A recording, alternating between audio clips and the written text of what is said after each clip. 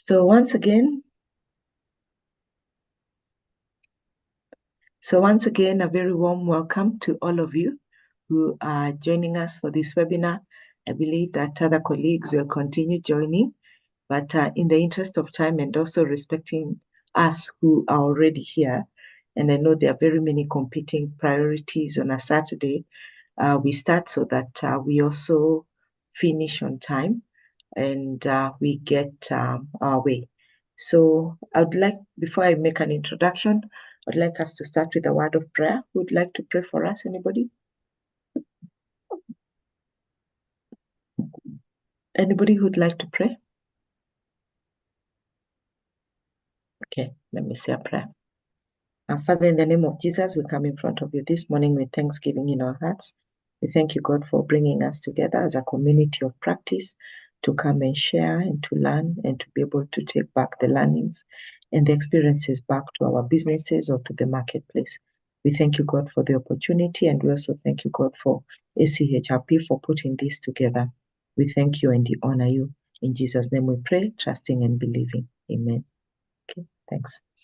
So let me make an introduction for the ones who are joining us for the first time or who have not interacted with me.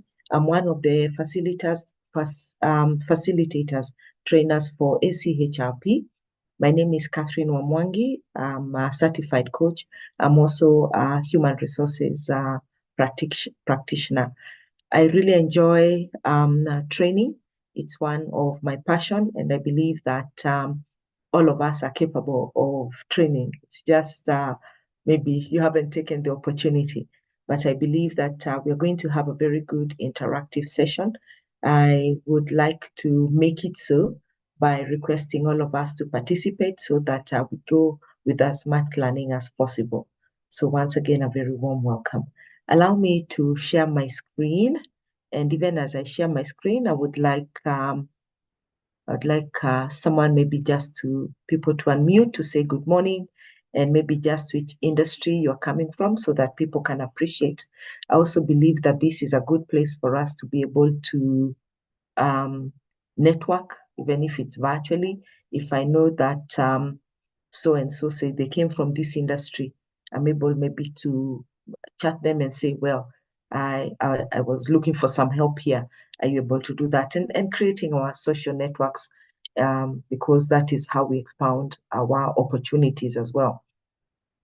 The other thing is that this is a CPD point. So for those of us who are HR practitioners and need to log in our CPD points, this is also a good opportunity for us to be able to do so. And I believe that the college will be able to show us exactly how to go about doing that. So that's just wanted to reference that. Okay, so let's start the interaction by even unmuting and saying good morning, your expectation, or when you saw this course, what came to your mind, and what are you hoping to get out of this training? Anyone? And sometimes I'm just those ones who will say, well, interact, help me read the slide and to make sure that we are all on the same page without putting you on the spot. I know that we all at different places, logging in differently and stuff like that. Anyone who would like to unmute and just our expectation for this HR strategy to drive business performance. Very nice slide over there. People are happy.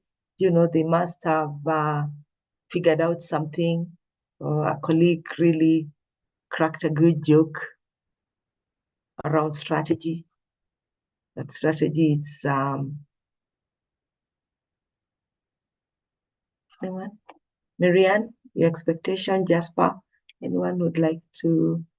Kevin, Janet, Felista, Leah, Jackie, Janet, anyone? Betty, Mary, Teresa, Sheila, your expectation for the course? Good morning. Good morning. Yeah, I believe all of us are well this morning. Yeah, when I saw this course, I got a bit excited because we are in the first year of our strategic plan implementation. And at this point, we are developing the HR strategy. And when I saw the course, I felt it has come at the right time because I expect that I will be able to implement the HR strategy more efficiently and effectively, and even communicate to the staff what are the expectations and the role of the strategy in the achievement of the plan. So I felt good. I go through the program. Thank you, Janet, and well done to you. Yeah, and I'm working in HR. I'm the HR manager. The organization that I'm working is an international organization. Thank you, Janet. Yeah, well done. Yeah, thank you for articulating the fact that you are developing your HR strategy now.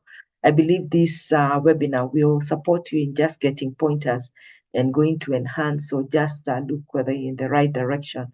So well done. And to just support your business effectively. It's a good place to be in. Okay, great. Someone else?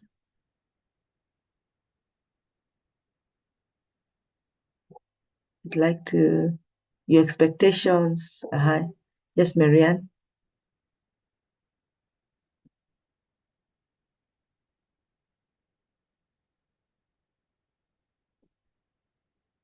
You speaking, Marianne? Yes. So you have unmuted.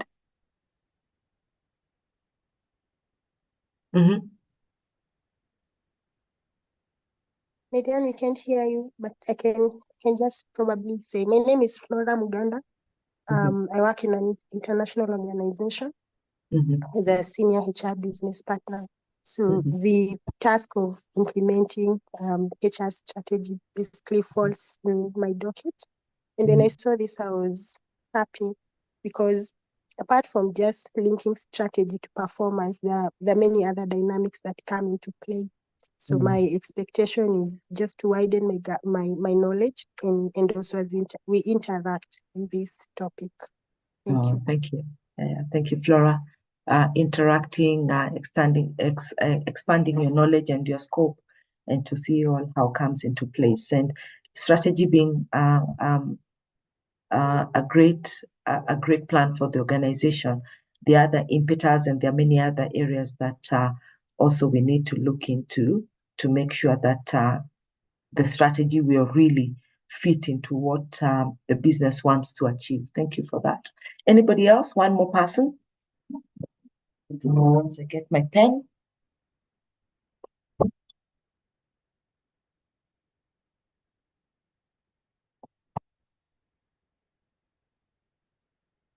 Okay. If no more, then we can start. Feel free to just weigh in as we go. So, HR strategy. And we won't make it theoretical. Of course, we've got slides to guide, but it's more of that good discussion. What is it? What is it not? How do we implement it? What is the importance of implementing it? When we don't have it, what happens? If is it always a must that it is written down, it's documented in a big flashy document of these many pages, all those things. People ask all sorts of questions. I have an organization that I was supporting last year. And when I started supporting them, when we started the engagement, and they said, "Oh, where's your strategy?" And they said, "Here is our strategy. It's a one pager, one page, one page, one like this, one page." I said, "Oh, is this your strategy?" I said, "Yeah, that's our strategy, guiding strategy for the next many years to come. It's not just 5-year strategy and stuff like that." I was just like, "Oh, different." So different is good. And I interacted with it, looked at it, because you can read it in less than a minute.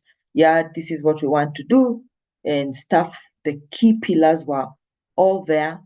And when we started unpacking it and understanding it, it was very, very interesting to know how much detail that one pager speaks into their business. amazing. So whether you have a 30-page strategy, whether it's a 1-page strategy, nothing is wrong. I guess the most important thing we need to understand is the framework that supports its implementation. And if we're evaluating from time to time, and is it really bearing the results that are expected? That is where the rubber meets the road.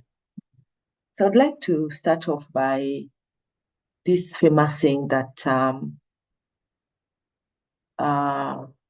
culture will eat strategy for lunch, breakfast, lunch, and dinner. We even fit in all those three, and I'm sure you've heard that saying for a long period of time. And what does that mean, in your opinion? Culture will eat strategy. We'll have strategy, we'll eat strategy for lunch, for breakfast, lunch, and dinner. What does that mean? So as we unpack, I think it's a very important saying, and it is true as we begin this webinar, as we talk about the HR strategy. Anyone who would like to weigh in? Have you heard about that saying?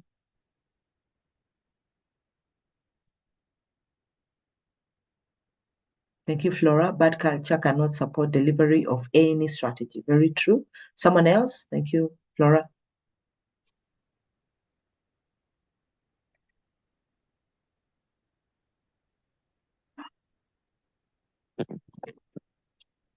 Hello, everyone. Hello, Alice. Yes, so I think what that means is that even as we do our strategy plan, we need to align it with the culture of the organization. Because if we don't, then all that planning will be in vain. Thank you.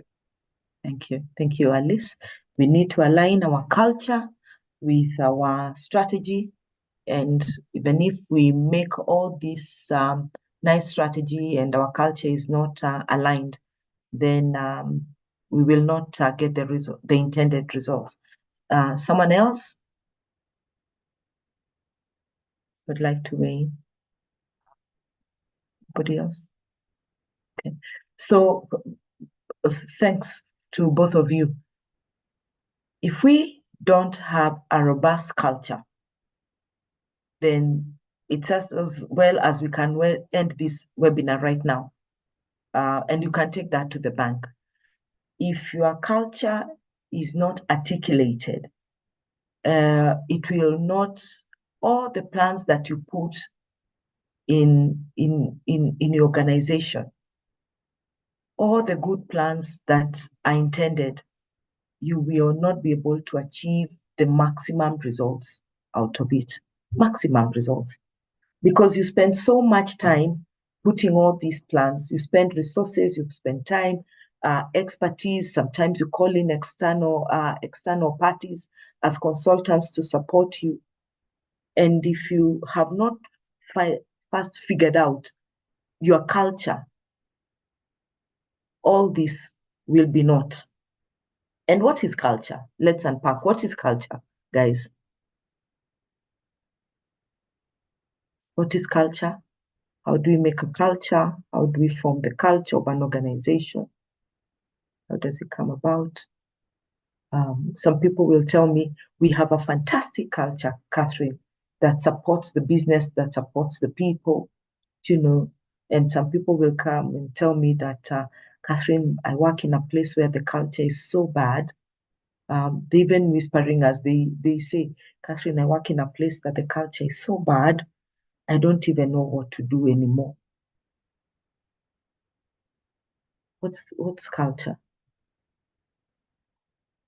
What's culture? Anyone? Culture. Okay, Alice, go. Yes. Yes, I want to give it a try.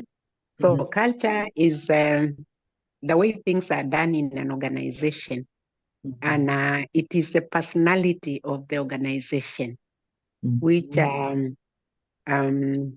is about the behavior, the attitude, the way things are done, whether it is performance management, whether it is the core business of the organization, how do they treat their customers.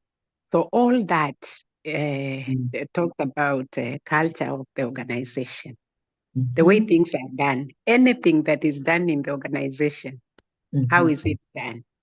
Thank you. Thank you. Culture, personality of the organization. That's a good word. Someone else? There's someone else who was unmuting. Good morning. This is Peter. Hi, Peter. Hi. Good morning, everybody. So mine is just to add on what my colleague Alice has said. I think there is a question of the values and beliefs in the organization. And in many instances, we come up with values and we have them pinned on our walls, but hardly do we actually live out those values. So they become just good statements on our financials, on other statements, but we don't live out that. So that informs our culture. And as long as we don't implement or act according to those values and beliefs, then it informs a bad culture. Thank you, Peter. You brought out two words, values and beliefs, how we live them. If we live them, then we get to form a culture. If we don't live them and they're just written statements in our various documents, then it means that we do not continue building our culture. Okay. Someone else?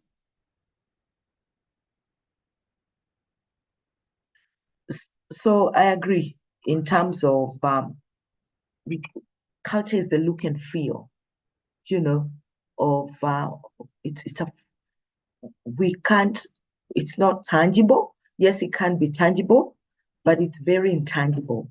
You can't say I'm feeling culture. This I can touch and say this is culture. It's something that we know, we believe in. It's part of our DNA.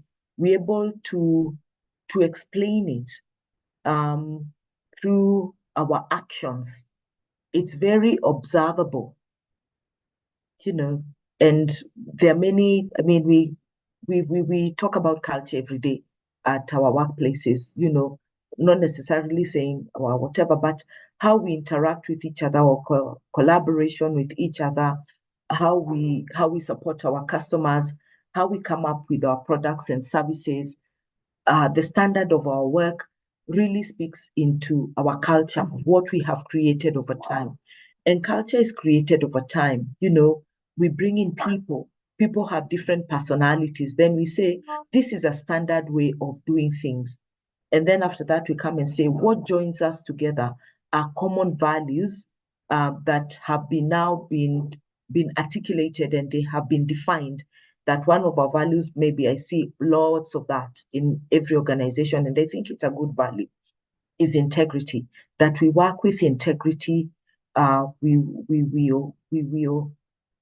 will be honest in our dealings in whatever we do. I think that's a real great value, and it's universally accepted that everybody should work with honesty.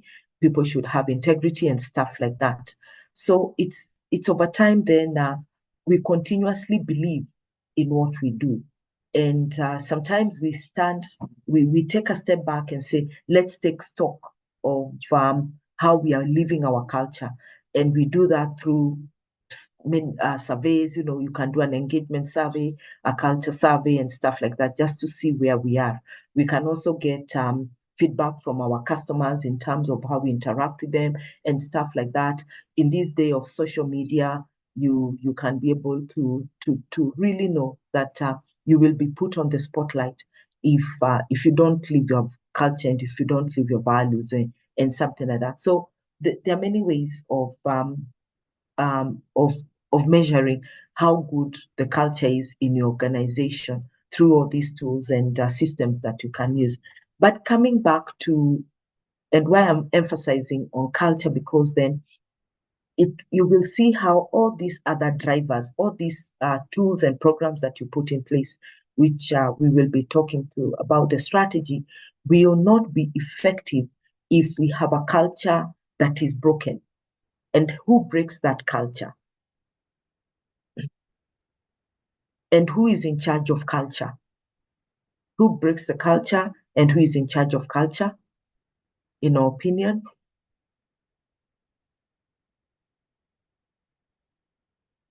Anyone?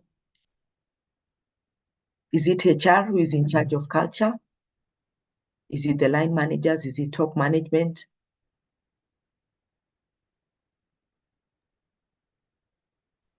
Yes, Catherine. Yeah. And culture is everyone's concern. Mm-hmm. It is not HR business alone. It is everyone's business. Mm-hmm. But again, much as we say that everyone is involved, we now think about the leadership. You know, the leadership should play a big role in shaping the culture of the organization. Mm-hmm. They need to walk the talk, because Mm-hmm. if they don't live by example, then it is hard now to shape the culture of the organization to what should be. Mm-hmm. Thank you. Thank you. Yes, yeah. So everybody should live the culture, and the top leadership should take ownership. Okay, Jackie?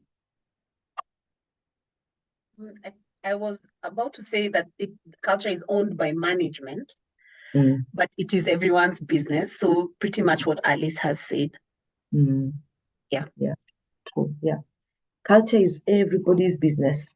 If I feel that I'm connected to this organization, and this is where I really drive my expertise, it is seen I'm able to get more knowledge, more experience, then I should feel like I'm part of this organization. While I bring in my expertise, of course, they're expected to pay for it, depending on how we agree the terms and conditions. But how do I carry this brand? How do I position this brand? Are you happy to position your brand wherever you are? When you hear an opportunity that you think your company can benefit, even if you're not the salesperson, you are quick to jump in and say, hey, I have the perfect solution. And this is the solution that you need, and give me your number. And that number, you make sure that you give it to the salesperson, and you even follow up and say, have you called that customer? Do you think you're able to, that potential customer, are you able to engage?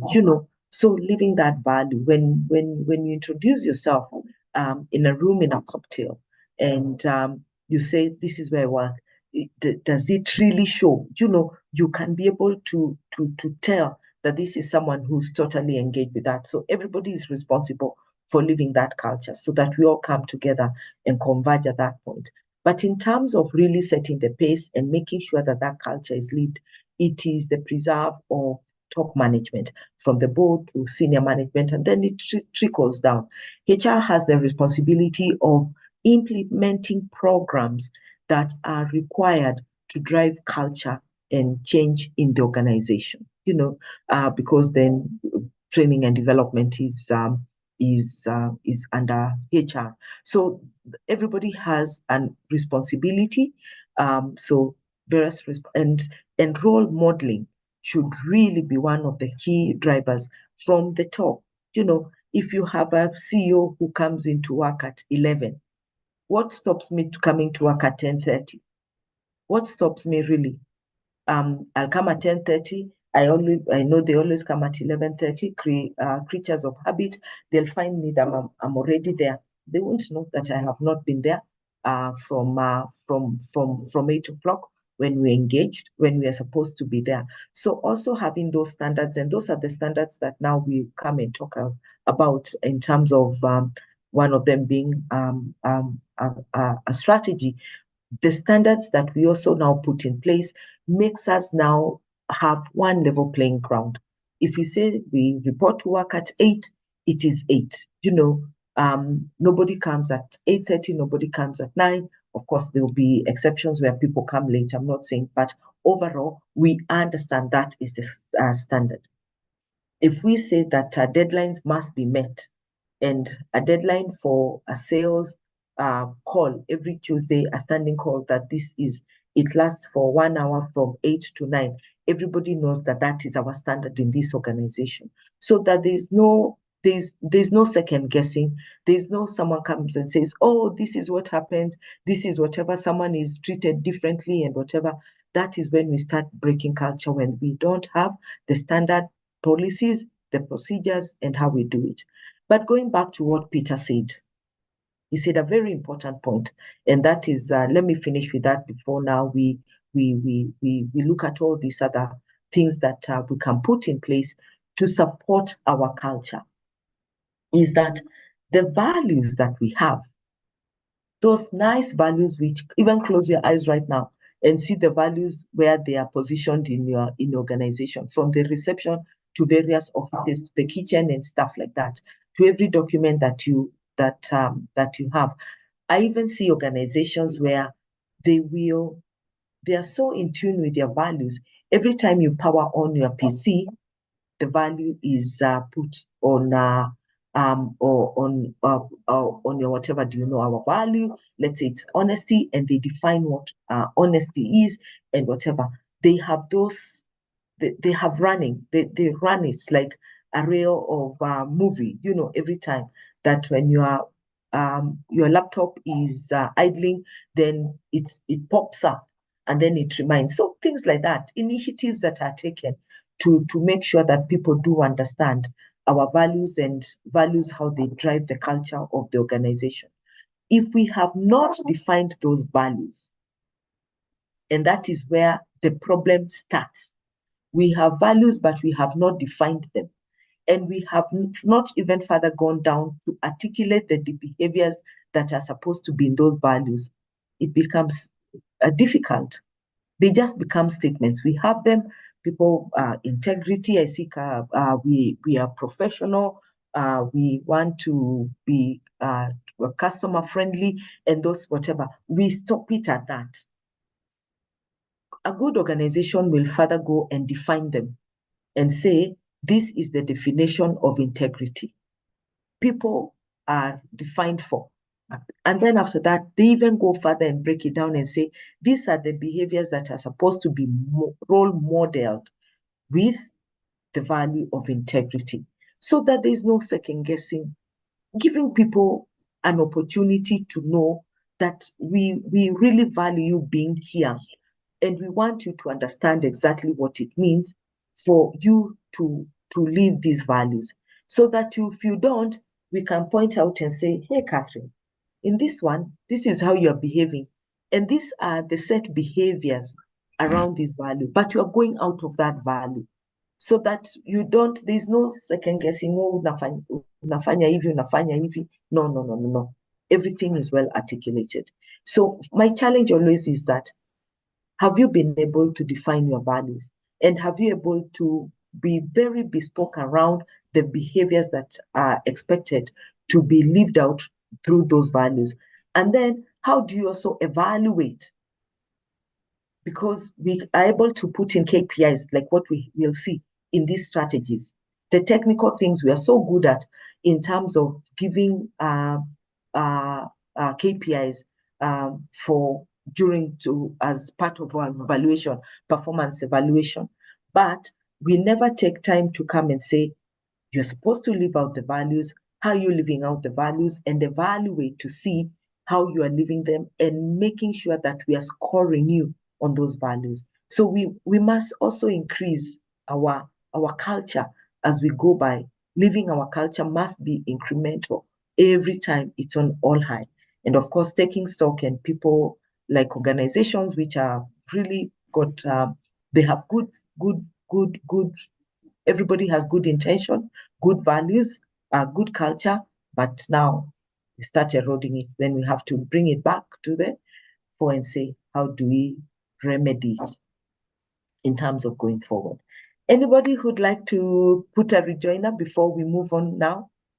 that we've put a good base of our discussion around strategy, eating, everything else, sweeping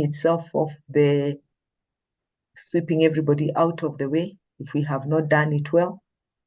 Anybody in the organization, or even in an organization that you have been, how strong is the culture lived?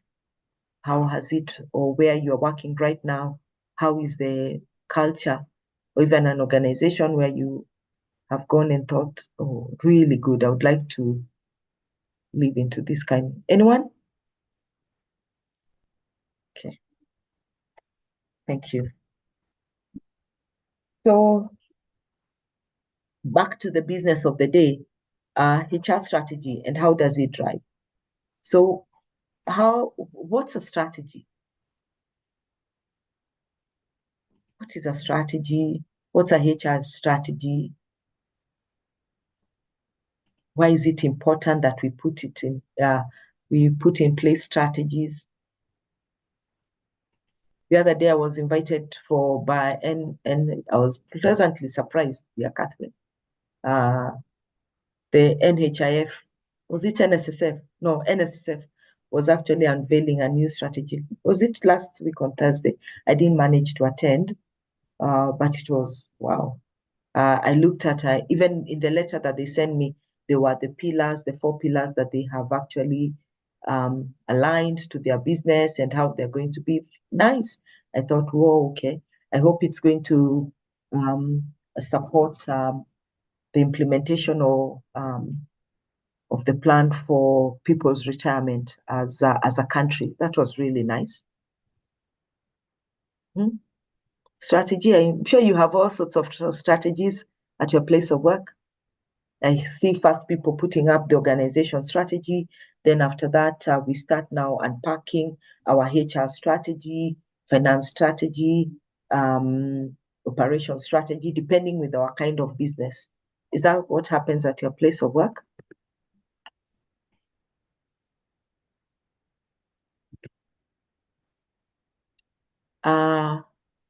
So strategy is just a plan, a document that has the vision on how we are going to move from point A to point Z and the results that we are supposed to get out of them, So I see a lot of people putting a lot of emphasis in terms of preparing this strategy. And over time, people have also come to appreciate that everybody needs to be involved in preparing a company strategy. Because then if we don't involve people and it's only the top management who go to a fancy place, they always go out to fancy places, don't they? It's nice to go to fancy places. I'm not saying that you don't.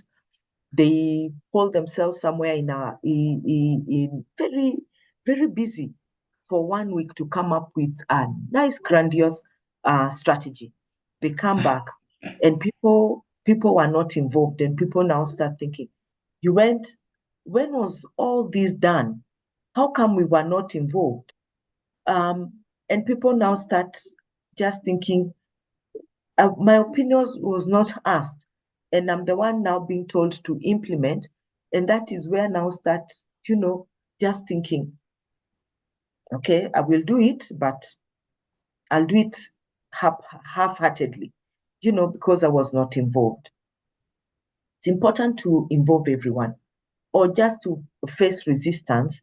And the work that comes out of it, it does not match the intended strategy.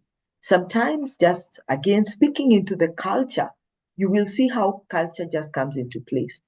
The way we value everybody in the organization should be the top thing that everybody, a top manager will think, the top brass in the organization, that the janitor has something to say. Give them an opportunity to input into this strategy. Everybody has something to say. Nothing stops you from sending out a questionnaire and making sure that everybody gets an opportunity to answer. Because then if you use technology to devise the answers, even if you are 100,000 people in the organization, it will take you, the system will take you a few minutes to run the data and to analyze the data for you. So you won't say that it's a lot of work. By the time 100,000 people respond to that, that I've always told people is not an excuse not to involve everybody.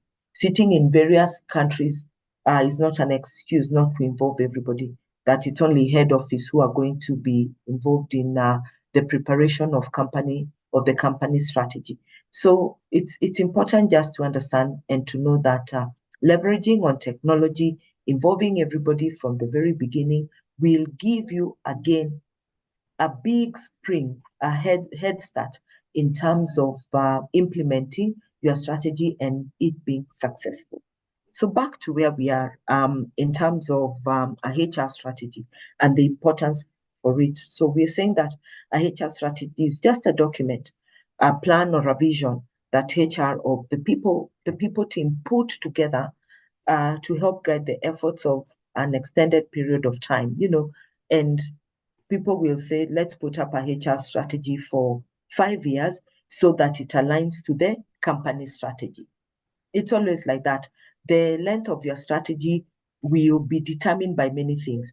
I think it's just that 5 years we'll be able to see the results and stuff like that.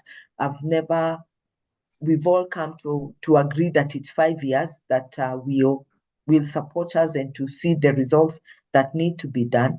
But nothing stops you from having a strategy for 2 years, for 10 years, whatever it is that the longevity you want. I think the most important thing is that for you to be able to evaluate periodically from time to time to see whether you are within the goal. It is meant to align the goals of the HR department with the goals of the business. And that's why I've even underlined that, to align the goals of the HR department with the goals of the business in order to formulate a plan and preset of measure to reach those goals. Okay, so how we want to see, how do we practically make these goals to make sure that they are aligning to the policy of the organization? Okay, great.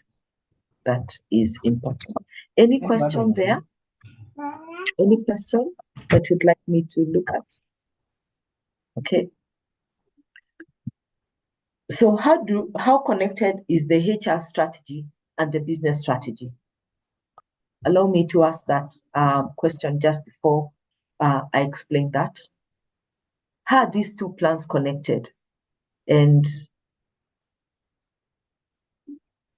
how are they connected, and how do we feel? Do they connect? How do they connect? Anyone? Are they connected? Do you see them connecting? Even if I'm sure we've had this conversation so many times, it is not just today. We have them at our workplace, or even we're either developing, like what we've had some of us saying. In the chat. Thank you for those pointers. Okay. So very well connected in terms of what have I done? Sorry. Can you see my screen? Yes, we can. So we said that they are the HR strategy and the business strategy. And the business strategy is the overall business strategy that actually talks into how our business is going to run over a period of time. So that period of time could be 5 years, and how do we want to outplay competition? What are we going to do in terms of our services or goods that we provide? So make sure that we are ongoing concerned. We are not shutting down. We're also keeping to the regulatory frameworks and maybe various laws and jurisdictions that we work in. We are all talking together and we are lining into that. I also like to say some of the things that really we need to, even as we are developing the overall company strategy. Let's say for the ones of us who say who said that I work for an international company. Global North, let's say your company is headquarter is in the States, for lack of a better explanation, and you work across various countries. You're a real multinational, and you come and work in Africa. We have one common strategy. This is how we do things. But when you come to the local environment, there are some things that you need to be aware of, and to tune your fine tune your overall strategy, your business strategy into the local environment for you to be successful.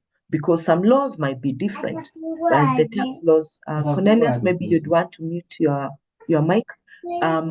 You might want to make sure that you look into that aspect of the local context to make sure that you do not break any laws, while at it also make sure that you are able to competitively compete in this market. So there are some of those things, and you can't be so rigid. Head office cannot say, no, you can't change. Only a fool, for lack of a better word, would remain so rigid and not come and say you need to be flexible to be able to fit into this environment. Things like that. So we need to be alive to the fact that local context sometimes will require local solutions, which are not necessarily found in the manuals of our head office. So that strategy you must be able to connect your business strategy with the HR strategy. And the HR strategy is really the beacon of point of reference for the people agenda. And what is the people agenda? People agenda is only one, I keep saying, is people who are completely engaged with your brand. That's the people agenda. Then you put all these other things around it. You know, the engagement level is really your people agenda every day. When you go to the office, is what's your agenda for your people? Is to make sure that they are completely engaged. And completely engaged means that you're creating a culture that fosters that. At the same time is to make sure that people understand their work, the work that they do, their job descriptions are well aligned to what they are doing. If they're changing, if there are any changes that have happened, that you're able to support in implementing and documenting those changes. That if people are compensated well, there's a strong learning culture in the organization. At the same time, we also want to make sure that people are proud of this brand. So the people agenda is just one for you. As you push everything else to make sure that that is done, is to make sure that people are completely engaged. And is that how you feel, even you as HR? Because you also work there. It's not that you don't work, you also work in that organization, and you want to make sure that you're engaged. The CEO also works in that organization. They must make sure that they're feeling engaged working in this organization. Is that how you feel? Is that your one-time agenda? Let's engage and just find out. Or what do you think the people agenda is? Or have you made it your business, or it's dictated for you? Someone, please unmute so that I'm not the only one who's speaking all the time. Help me to unpack. Yes, Kemuto? The agenda has to be yours to own it. It cannot, if it's something that is pushed down your throat, then you will not be able to own and execute it to your level best. And you will also not be able to cascade it to your team and to deliver. The agenda must be yours. You must own it. Thank you. It cannot be pushed down your throat because you will not be able to deliver on it. Thank you. Someone else? Just to add also the fact that it ties and works together or supports the business strategy, then it marries well. I mean, you'll know that you're not off. You're not doing an agenda that is speaking to you. You're doing an agenda that speaks to the business. When you look at it, you know that it's not off, it's supporting the overall business, and you can be able to show the results out of it. Thank you. Someone else? Do you own the agenda? Do you feel that you own the agenda? What's your people agenda? The first one. And if it is also not working, what kind of help would you like? Maybe people, I keep saying this is a nice place to be in, because we can be able to say, I'm experiencing this. How do you think I should be? How should I handle it? What's your people agenda? How have you driven it? Anyone else who would like to share? Okay. So the business and the HR agenda connected completely. The internal goals set out in an HR agenda strategy should seek to support the overall business goals.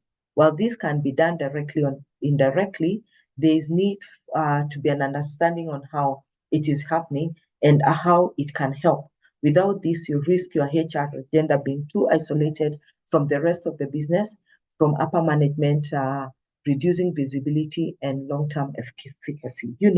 In terms of if these two are not connected, and that's why it's important and imperative that look into the business agenda and just don't be too. Sometimes people they say, Catherine, I don't know what to write in my HR strategy.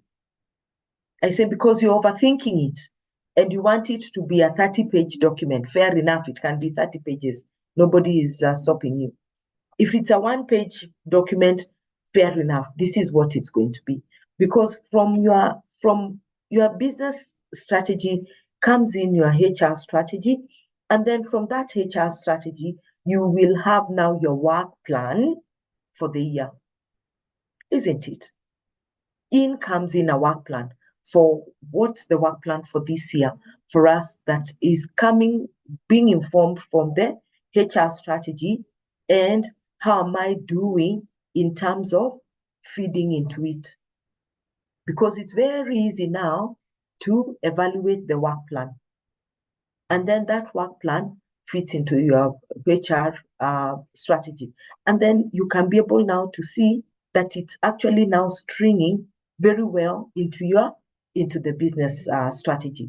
So by the time you're going to report during your various reporting systems and opportunities, you're able to, there is no disconnect.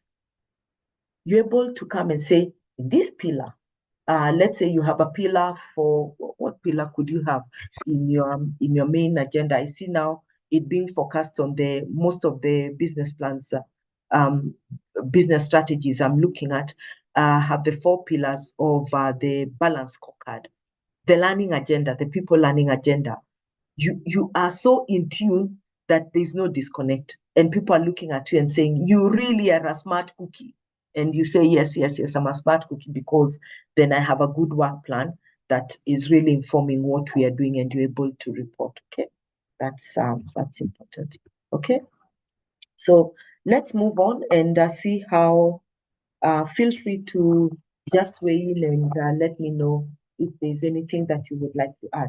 So the 6 points of crafting your HR strategy, and that's why I keep on saying, don't make it too grand. Start small, build on it as new things, and don't feel that if now it's 5 years, it has to work within the 5 years. Things will change. COVID came. What happened when COVID came? What happened to all our strategies?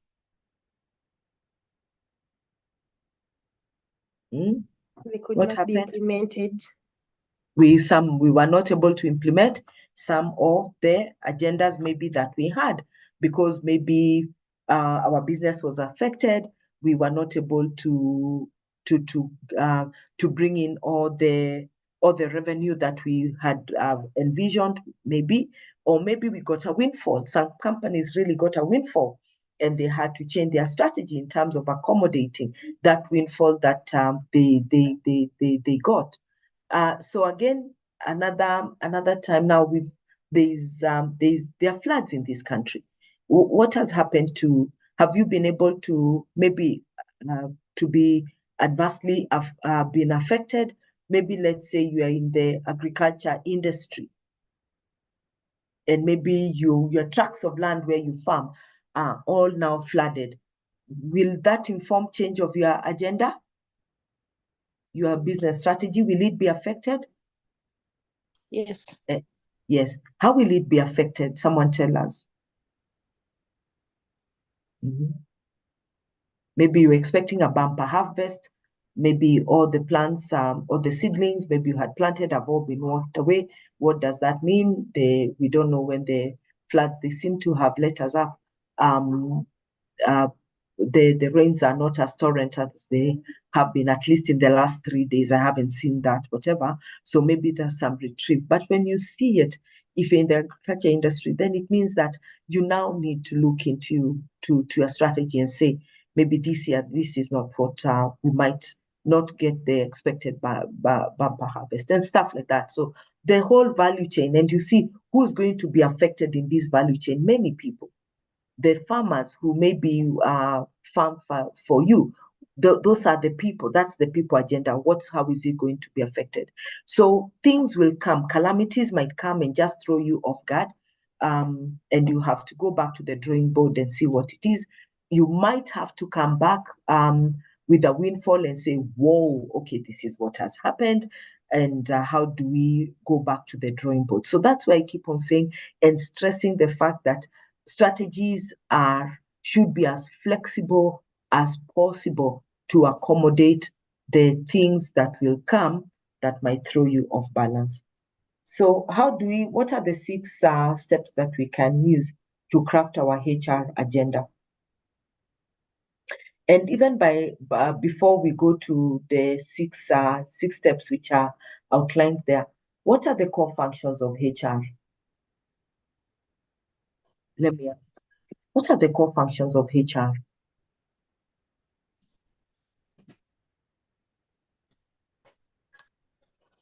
From a framework.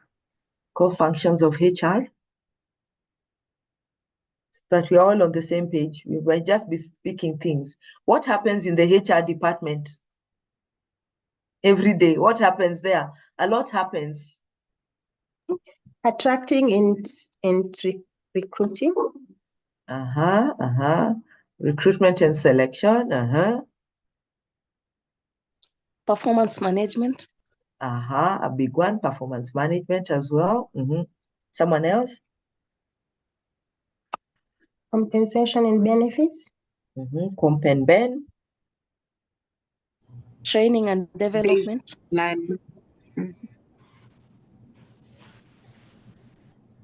Leave management. Training and development.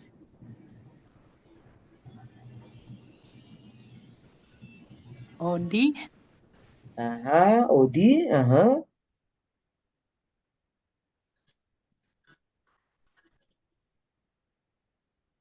What are the ones? Training. Employee Training and relations. development. Employee relations, training and development. Anything else that we are leaving out? Employee relations. Effectiveness. Yes, we've talked about, we've said employee relations. Someone else? Organizational effectiveness. Yeah, we talked about OD, organizational design and effectiveness. Someone else? Self-establishment, but it may fall under any of those. Okay, so we've taken the key ones. In your opinion, without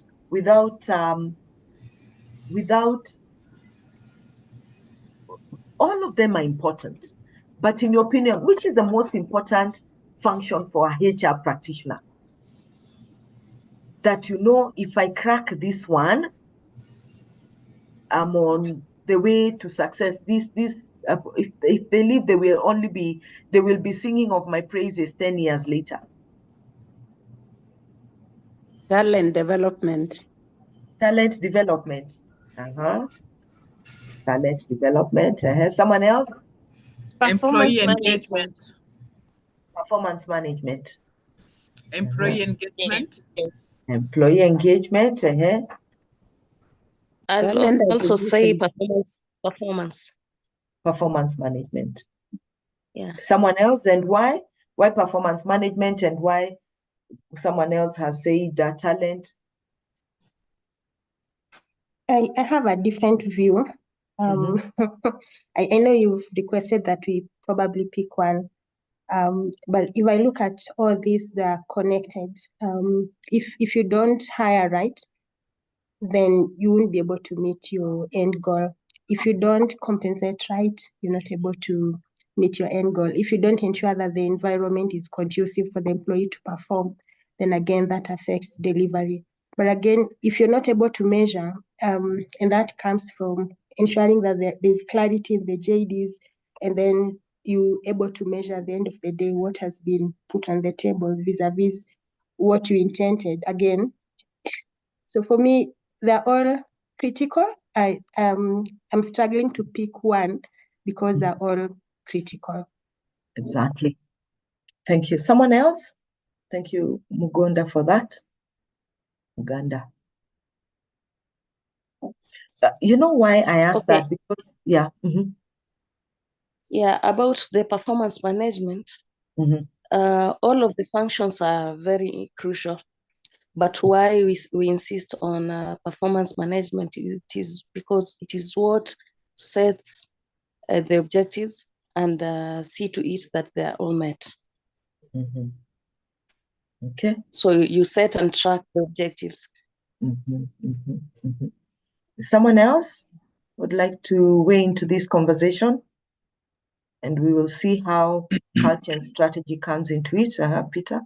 Yes, thank you. I think for me, I would want to summarize all the items that we have discussed about into three. One is the attraction. If we're able to attract the right people for the business. Two, we develop them. And three, our ability to retain the people. If we're able to hack those three areas, I think we'll be on the right path in terms of achieving our mandate as a HR. Okay, yeah.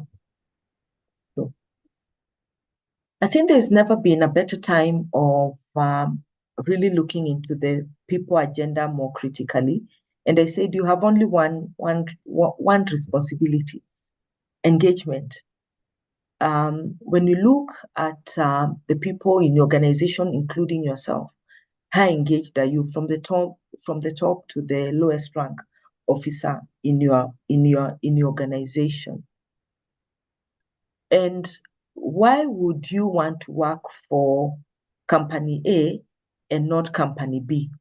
Let's say today, company A, which is a real good brand, posted a job, a HR manager job. And company B, which is a brand that is known to not to have very good policies, not to treat people very well. Company B, we all know that company A would attract more candidates compared to company B. But how company B should actually ask itself, so what got us here? That's the board's problem and stuff like that. We said culture is a responsibility of everyone.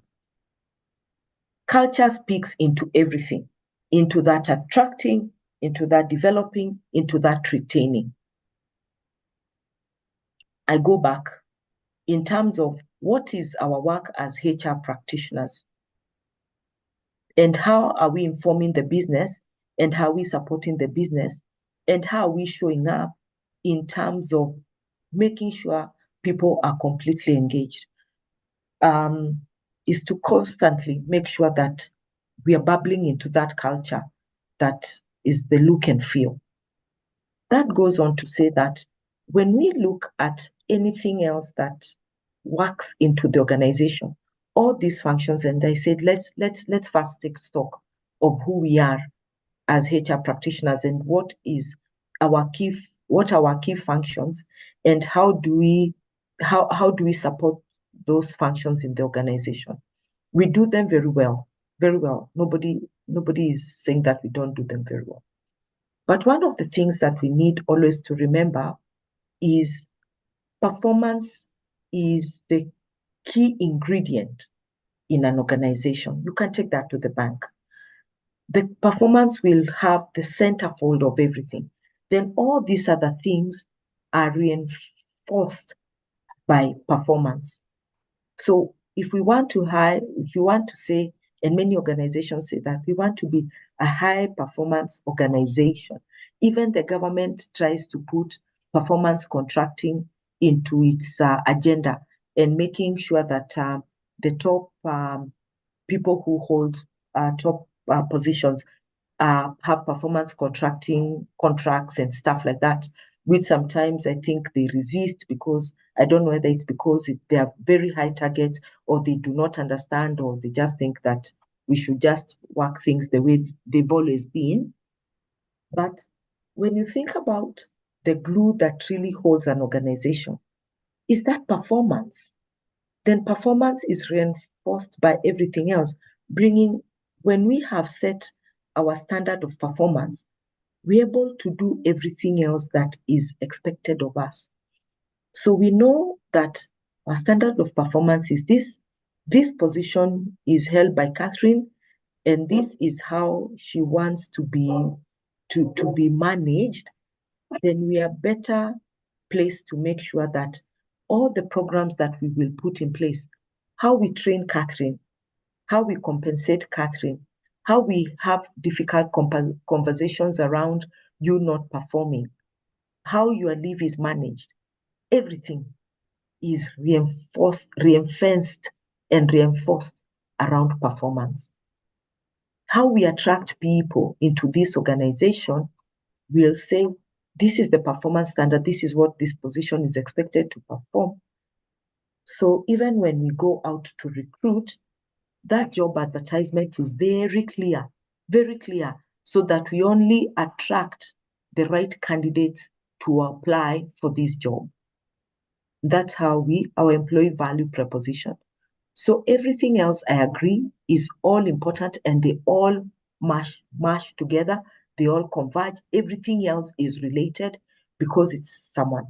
So, and again, if we are really going to do a good job, we need to look at everybody as an individual, we all come together, 1,000 people working in this organization, but we also must take time to look at people from an individual point of view, saying, what expertise does Catherine bring into this organization? How does she like to be managed? What is her personality? How does she fit into the team? People think it's a lot of work, but that is how Fortune 500 companies have managed to get there. And when we look into that, then it means that we are continuously building our culture, exemplifying our values, and then all these strategies that we are putting in place are very easy to put up and very easy to evaluate because we have found our foundation is very, very, very strong. Okay? Anybody who would like to say anything about that? What I have said, do you agree? Do you not agree? Like what Muganda said? I would say it's profound. I think it makes a lot of sense how you just delivered it. Mm-hmm. Okay, how it is delivered. Okay, great, thank you. Anybody else who would like to weigh in?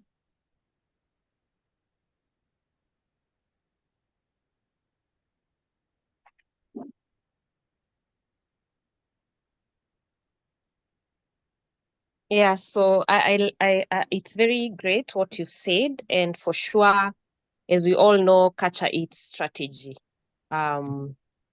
We actually add it and say for breakfast, dinner, and lunch as well. So culture is very, very critical, and no matter what we do, if the organization doesn't have the right culture, then the rest of the HR functions may not align well. And yeah, thank you, everyone. And we are not saying that we all work there's no perfect organization, none at all. Even the ones we think, oh, I would like to work here, you will still go and see that there's some level of things that need to be improved. Even as individuals, we are still work in progress. That's our ability to be self-aware of who we are. I'm a coach, so I like to, and that's why I keep saying, do you have something to say? Let me hear it and stuff like that. If from an engagement point of view, is that you will work, some people will experience a real good ride in their careers, working for good companies and stuff like that. Some people you might change a job and go to an organization where you thought, oh, I thought this place was really nice to work, and then you just find yourself, oh, the culture is not whatever. So I'm saying that we'll all experience things differently. We might also need to be more in tune with the said and to the unsaid. And I'm saying that because the other day I had a conversation of a company that has a fantastic culture. They are known for caring for their employees or something like that. But when I had focus roundtable discussions, people said, no, that's not what I experienced in this organization. And when they said, when I started having that conversation from a coaching perspective, I finally figured out the problem was, let me put on my charger.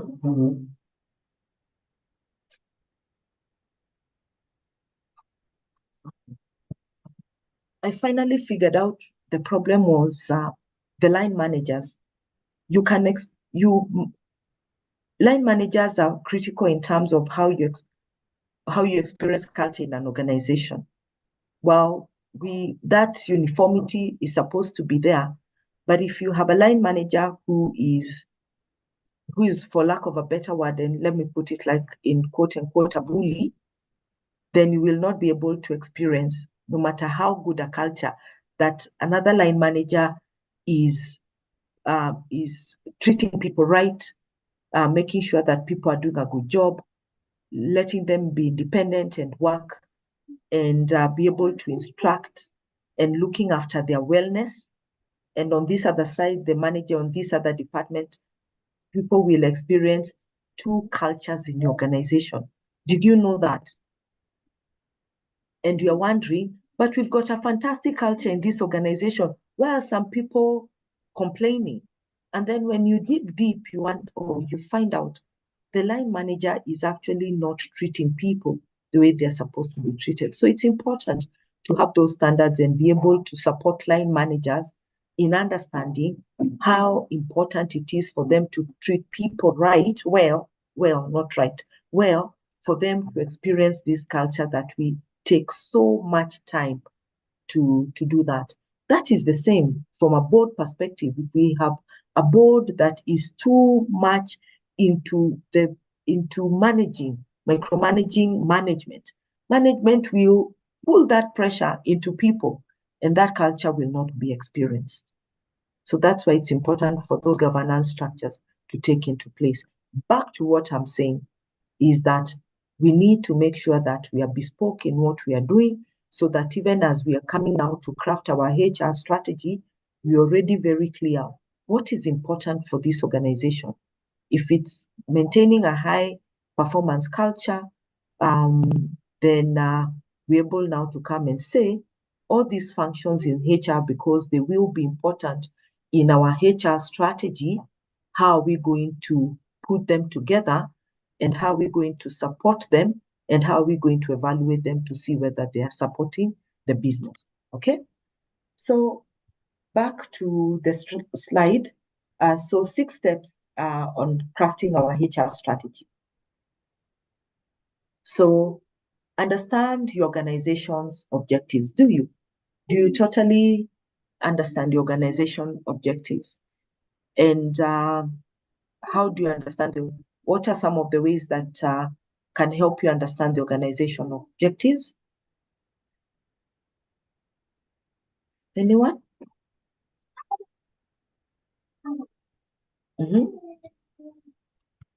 How do I understand our objectives?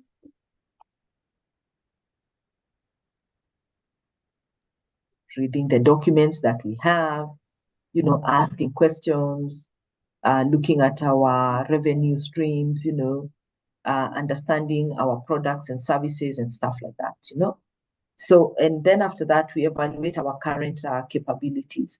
Evaluate your current capabilities. Is this you as a person? Do you think this is talking to you as a person? Or is it capabilities of the organization or the department? Which is which? Or is it both?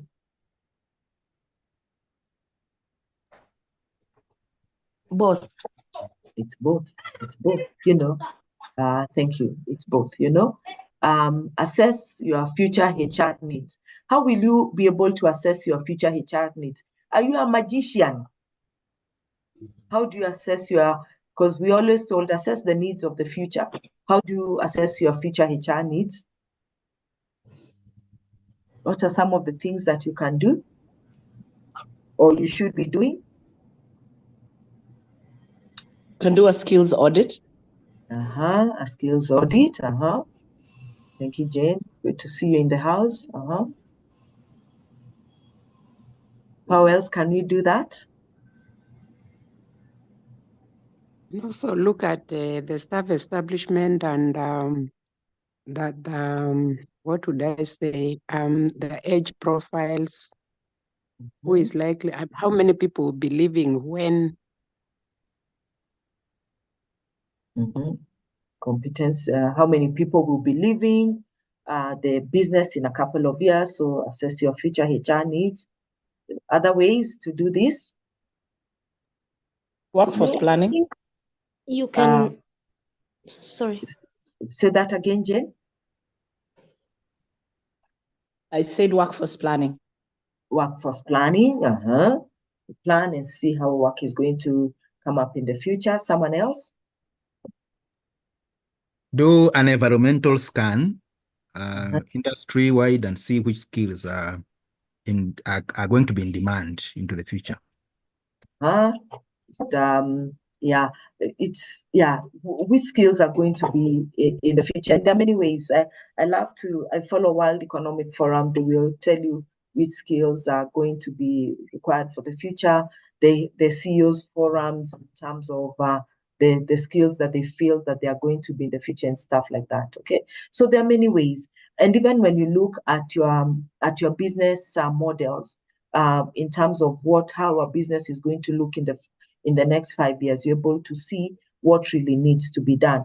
But your competency frameworks are also good places to look into assessing your future needs, like what Jane has said, for you to be able to see what skills don't we have in this organization? How are we going to develop the people in the organization for us to be able to make sure that we are getting ready for that? And then develop and implement your strategy. Define metrics and measures, and evaluate your progress. It's whether you want it on 1 page, whether you want it on 20 pages, it's really making sure that you really do understand your HR strategy and how you are going to develop it. Okay, great. Any question? Any suggestion? Okay. So use those best practices for implementation, human resources strategy in your organization for us to be able to get by. So HR professionals must be involved in the HR profession in the organization. You should be able to understand and ideally be involved in creation of your own strategy, and don't leave it to someone else to be able to do it. Sometimes, yes, it's important to bring in a consultant if you can, but it's not that hard. It's not hard to create that strategy that you need to have in the organization for you to be able to move forward. HR practices should align with the strategy. After you create a plan, evaluate all HR initiatives and practices to ensure that they align with your new strategy. So we've got the organization strategy, you have crafted your HR strategy, and we will look into as we go along, we will look into practical HR based on the functions that we have actually just looked into. Strategies should be measured. Strategies should be measured. And what we mean is monitor and measure the results of your HR strategy to ensure the key performance indicators you're tracking are in line with the goals. That's rather obvious, and that's what we want to do. Goals and incentives should be aligned with the strategy. Make sure that the goals and performance incentives are aligned with the execution of the strategy. Go on to say, management must be in agreement. And this is where, if you don't have the buy-in of management, you know what happens. Your strategy must have all the support of your of top management team, as well as the appropriate budget and any technology that needs to succeed. So if we don't have, the answer is either yes or no. So how do we get the buy-in of management from the very onset? And another question I like to ask is it possible for us to have a HR strategy in the absence of a business strategy?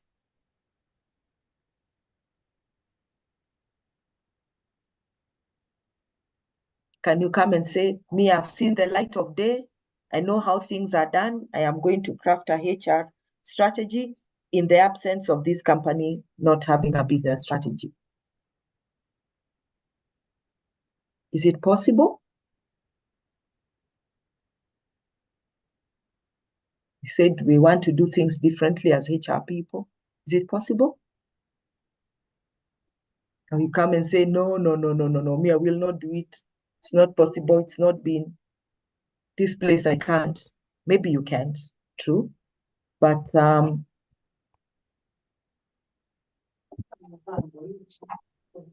believe it's very possible to do that, because we all know not every organization has a written a business strategy on paper, but we always know what are we doing, what are we aiming to achieve every day. So it might not be written on paper, but then we understand our goals overally. And in those meetings, what is being said by the top management, I think that is where we pick now the business strategy, so that we still align it with the HR strategy. So it's very possible. Yeah, thank you, Judy. Thank you. Someone else? Or even who has done practically no business strategy, but I'm going to make sure that I have a HR strategy. Anyone?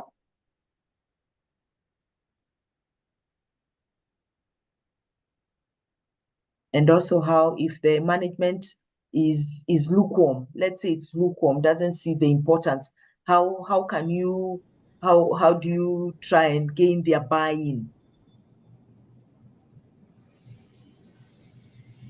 Okay, for me, I think one, I agree that you can have a HR strategy, even though there may not be the business strategy.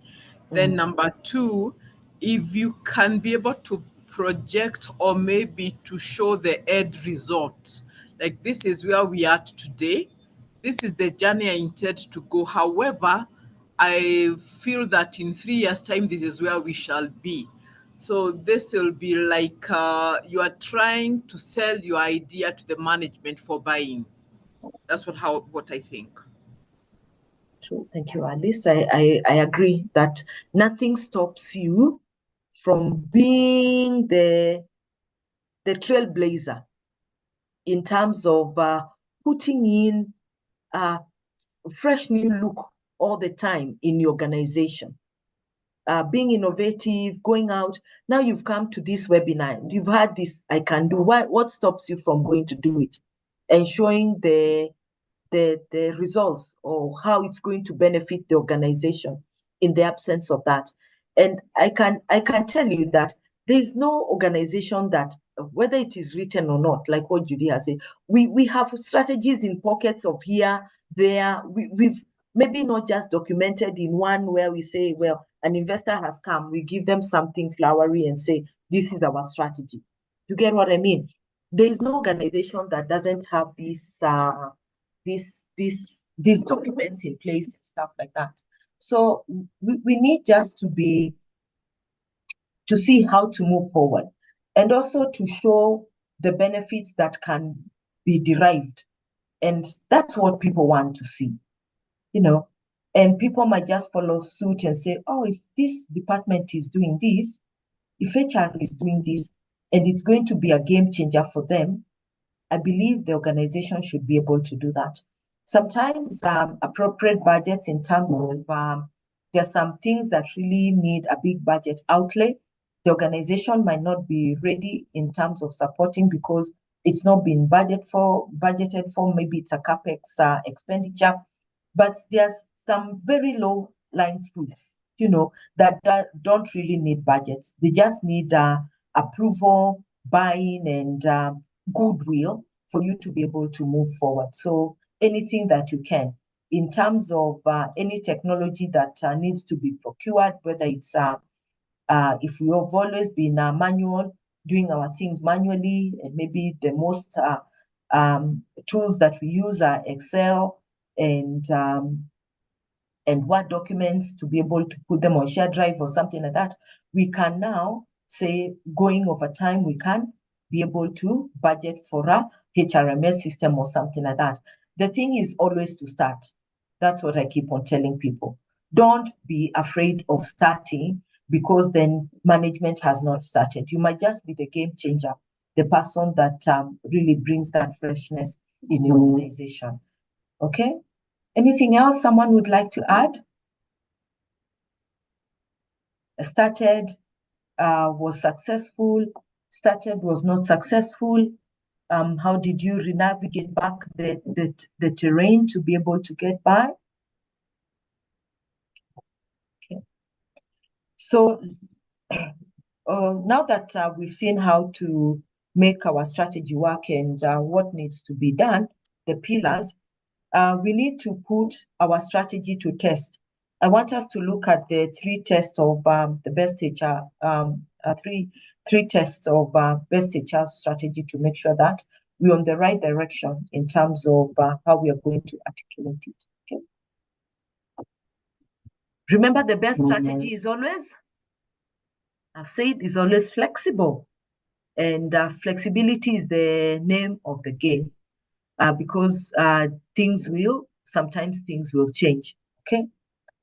The goodness of the fit test, the competitive advantage test, and the performance test. Things that we all know. What I like about this anything under the sun, if we just say that reminder of ourselves, we are reminding ourselves, or we're just increasing our knowledge. There's nothing new under the sun. From the Stone Age time to now we are living in the fourth industrial revolution. We've just made things more efficient and much better. I can't even start thinking of how the world is going to be in 2050, for example. We already think, oh, we are so far ahead of ourselves with Internet of Things, with AI, with all these technology gadgets that we use to make our work more efficient. But can we believe we're still not innovated enough? Things will continually just get better. So the goodness of the fit test, what is that? The competitive advantage test, that one maybe we know. Someone pick the one that you know and just see how it fits into your strategy, your best strategy. Just explain whether you've encountered it, whether you have implemented it in your strategy.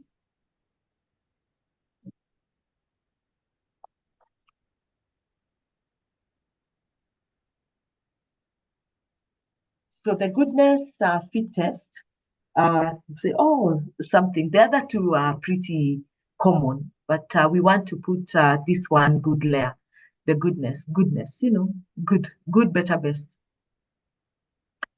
A good HR strategy has to be well matched to industry and competitive conditions, market opportunities, threats, and other aspects of the enterprise external environment.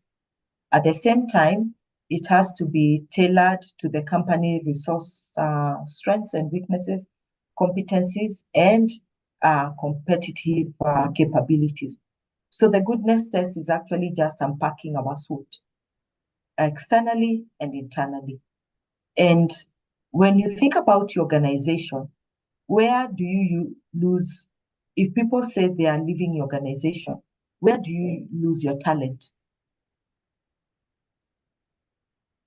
You already know where many of your people go, maybe to the same industry, or they could go to, now let's say you are a tier 2 organization.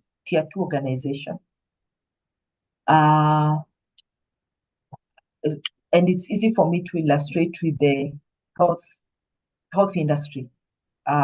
Just for this is very example. It's not bad at all, because we all have a pecking order in this world. That's the world just has a way of equalizing everybody.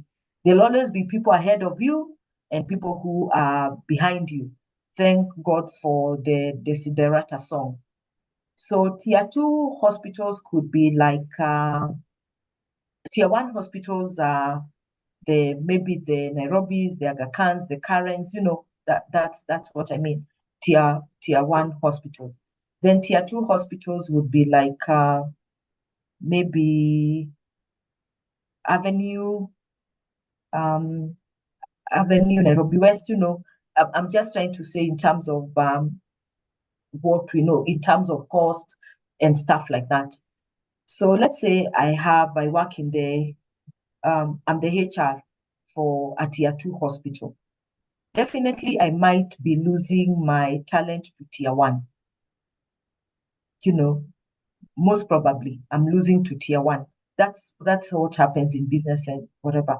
So you would want to say, what is tier 1 doing that I am not doing? Maybe tier 1 just there has one ability that we all know is that they're able maybe to pay better. If you're paying your doctors, let's say 50,000, then maybe tier 1 is paying 55, something like that. And that is where you come and say my SWOT analysis in terms of where am I losing my people. And again, goes back to the engagement level. And sometimes your people might just say, might stay because of the kind of environment that you have created. I'm tier 2, but I'm the best employer. I'm tier 3, but I'm also the best employer. Sometimes it's not just the brand, people, the brand, people feel good working for a big brand, a good brand that does a good job and is well respected. It just speaks into people's egos. But I can also choose to work for a smaller brand, not as highly reverend as a big brand, but that brand has everything that would make me want to retire there. You know that. And that's why in this goodness fit test, leave the competitive advantage that we are going to look at and the other two ways of whatever. But this one is extremely important for HR.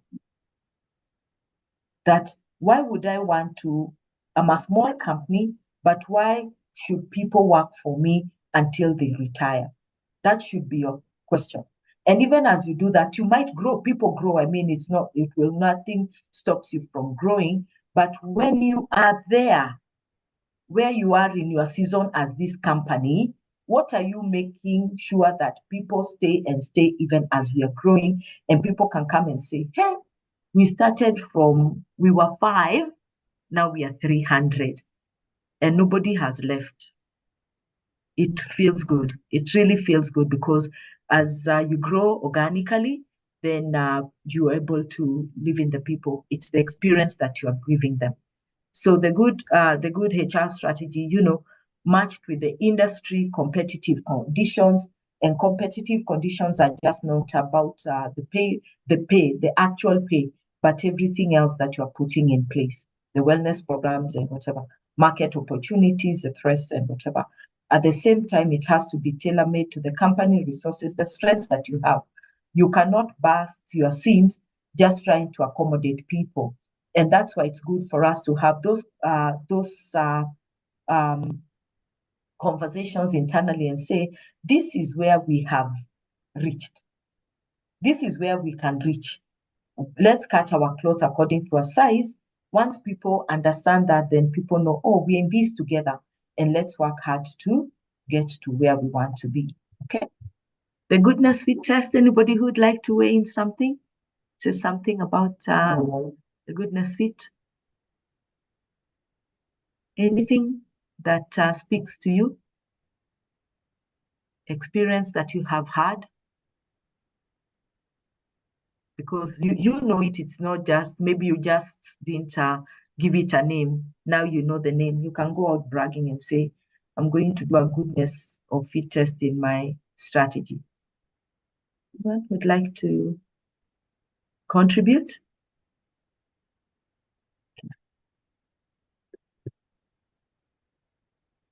So the competitive advantage, we always talk about a competitive advantage. There are many books that have been written. Micah Porter is one of the gurus of competitive advantage. In fact, I think if you really like to talk about strategy and competitiveness, is follow him. He's a good guy and articulates it very well. He even advised the Rwanda president in terms of their competitive advantage. A good HR strategy leads to a sustainable competitive advantage. And what are some of the things that we can do to know that we have a competitive advantage as HR? The bigger the competitive edge that a strategy helps build, the more powerful and effective it is. Let's unpack some of these things so that it's not just theoretical, but very industry driven from us as HR practitioners. What are some of the competitive advantages we can put to know that our strategy is going to hold? We've talked about them. We can always repeat them. There's nothing, it's what it is. Competitive advantage. What are some of those things that we can put in place to ensure competitive advantage for our people and for our strategy?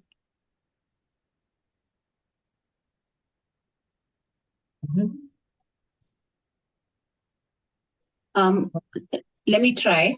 Yes. So it's basically looking at what it is that you want to be good at that will separate you from the other organizations. So you can choose to compete on pay. You can choose to compete on benefits. You can choose to compete on a combination on environment, or a combination of the three. Yeah. Thank you, Jackie. You choose one lane and say, what do I really want to be good at and known at? So you can also choose to compete on learning, yes, depending, yeah, and development. And learning and development. You choose a lane and say, I'll be so good at this, I'll be the best. Nobody will outsmart me here. Okay. Someone else?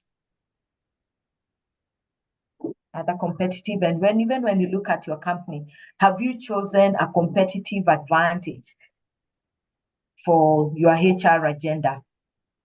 Let's hear more. Let's hear more, please.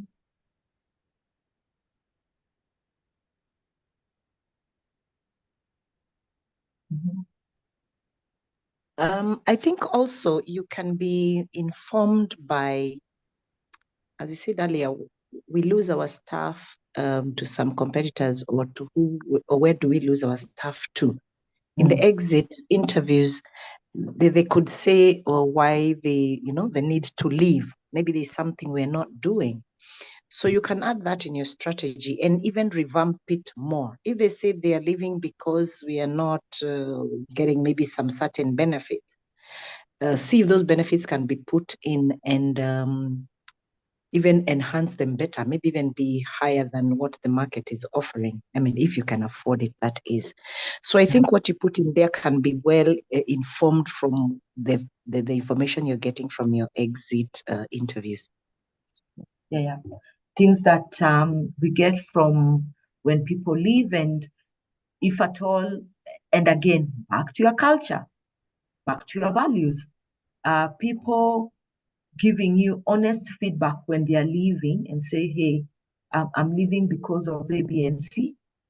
And that data, you collect it over time and start seeing a pattern and making informed decisions from a policy perspective to be able to enhance some of the things that people are saying.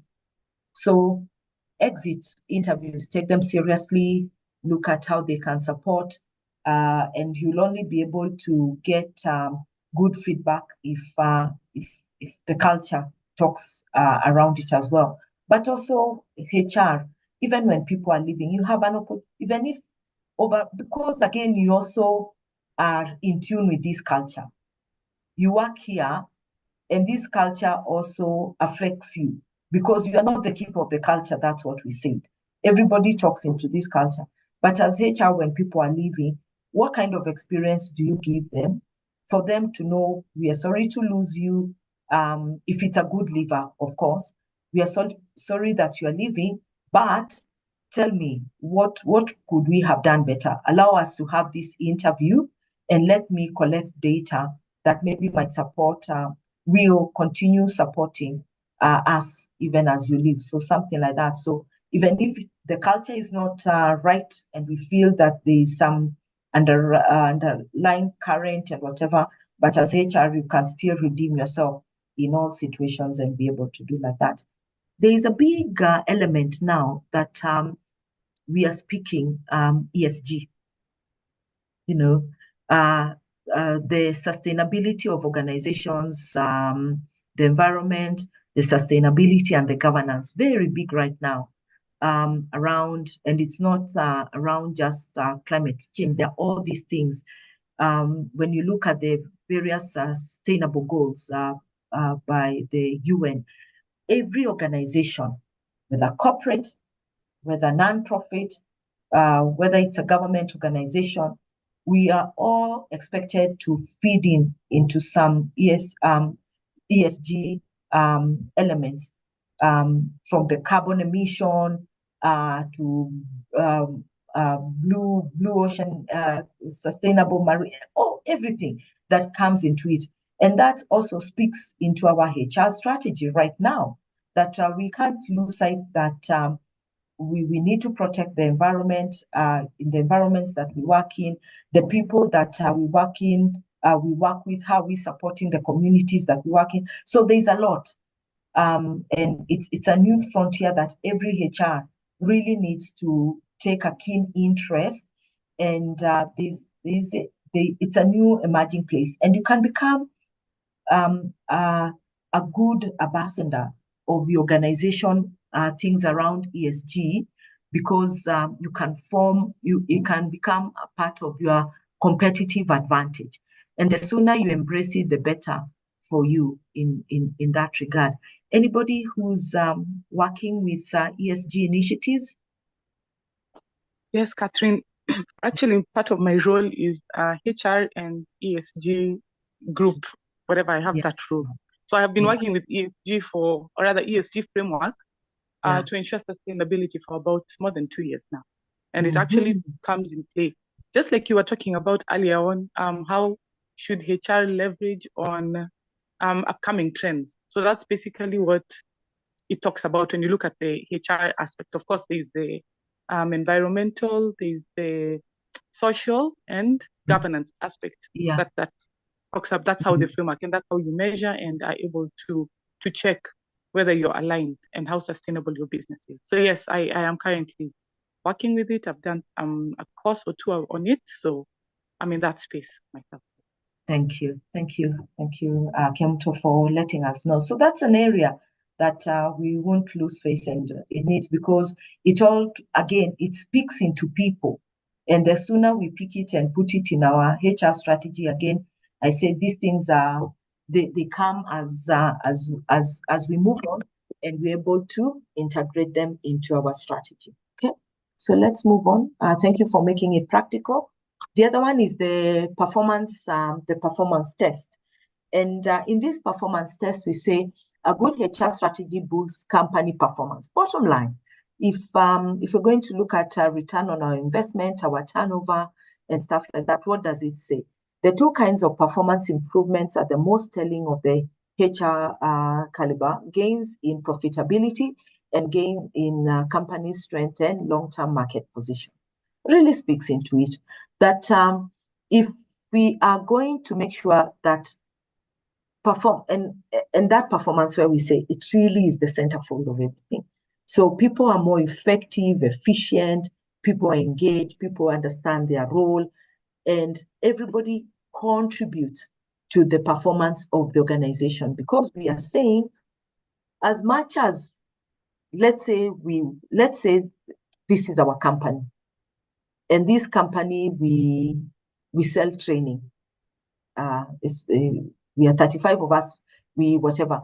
Out of the 35 of us, 9 of us are business development people, sales and stuff like that. They will go out and procure companies to come and train with us. Then the rest of us are content creators and trainers and stuff like that. Well, maybe we look up to the salespeople to drive the sales pipeline. All of us have contribute to the bottom line. You get what I mean? From the people who clean the offices to the CEO who sets the vision and which inspires us to follow. So while there is tangible money, we have locked in training with XYZ company, and the value of that training is 2 million, which is going to come to the organization. That's it. But it is important for everybody to, as HR, please drive this agenda and ask people in a subtle way when you get to meet them in the corridors, when you're having banter around the coffee pot, and say, how is our company doing? And how we all contributing, and it's very good. And we appreciate that everybody does that. But do you really understand how you contribute to the end results of the organization? And people feel good when you ask them that, because they will start thinking, oh my gosh, even me, the person who cleans these cups, really contributes. Yes, you do contribute. Because, and how do you think you contribute? Let them be the ones saying how they think they contribute, compared to you telling them, oh, you know, when you don't wash the cups, if they are dirty, and someone wants whatever, they will waste time washing the cup and getting it, whatever, compare them to getting it ready and something like that. Let it be up to them to find out how they contribute. They will take full ownership, they will be more independent, and they will be happy to continue contributing. So changing that narrative as HR people into making it practical, because you can come and now say the performance improvement of telling people that's how they do that. So the money that really comes in from people who sell one thing, that's fine, but how everybody now comes and contributes, and how we position ourselves as the market leaders. Okay. Any input there? Any input? The best strategy, the 3 tests. Will you be able to put it into use? I'm sure you are, and that's what I keep saying. Whether it is written or not, you're already doing it. So now just bringing it together for you to look, whoa, really, you've done something good. Any question around or any input around the performance test and long-term market position? Okay, we can move on. So, By creating systems to achieve better organizational performance, a good HR strategy promotes the following benefits. So there must be benefits that are derived from a HR strategy. We can't just sit back and think, okay, we must see those benefits. So what are some of those benefits? HR-related outcomes, we can say lower turnover, reduced absenteeism, increased job satisfaction, higher employee commitment. Do we agree to them? Is it something that we can relate to? We can relate to our HR strategy? Someone who'd like to speak into them?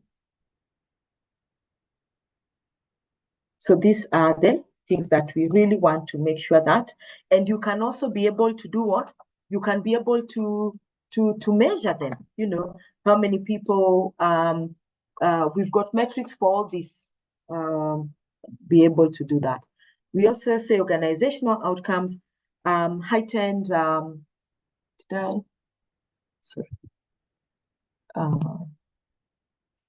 next one is productivity, quality service, efficiencies, and customer satisfaction, which is extremely important for us. We go on to say some of the benefits are also sales, return on assets, and return on investment. We increase market share, market stock, and definitely growth. Anyone who would like to talk into these pillars?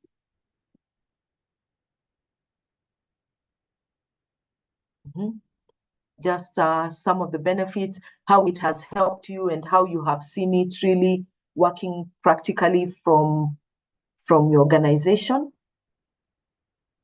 Just to give us some highlight, anyone? Or if it has not, then, and you expected it to return these results, why it did not? What do you think we would have done better, differently? Okay,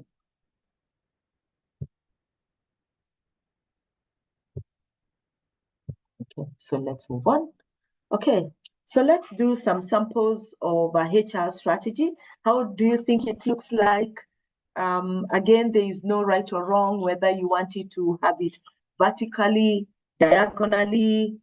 There's no whether you want it in flow charts, whether you want it documented in Word, whether you want it in Excel and put in the pillars there and stuff like that.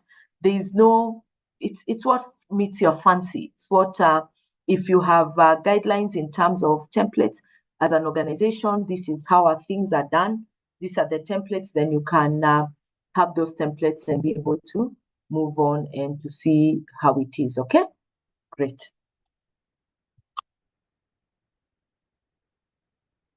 So you can have 4 and very well aligned to the, what does that speak into? I already had alluded to something earlier, that most of them are taking the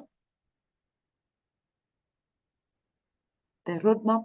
And you can take this slide and go and paste it in your workplace and be able to support you. So most of them, and we have 4 pillars, and the 4 pillars really are taken from the balance scorecard, the HR strategy map, where we have the financial. So you can have another one, which is the internal customer. You can have the business processes and learning and growth. So I'll open this session for us to discuss a little bit further, so that if anybody is planning to develop a HR strategy, they can easily just think of what we discussed and they're able to go and quickly implement. We don't want people reinventing the wheel. Let's support each other in terms of making it as easy and as possible. So if you have an organization strategy, business strategy, now you have fully understood it and you also understand the business of the day, then you come and say, let me then develop my HR strategy. So under finance pillar, the increased employee productivity, manage employee cost optimally. Let's just unpack and see what each stands for, and put in maybe some meat around it, what we can do practically in our organization. So let's start off with the financial pillar. We want to ensure increased employee productivity, manage costs optimally, or even a better question for me to ask is, what KPIs can you put there?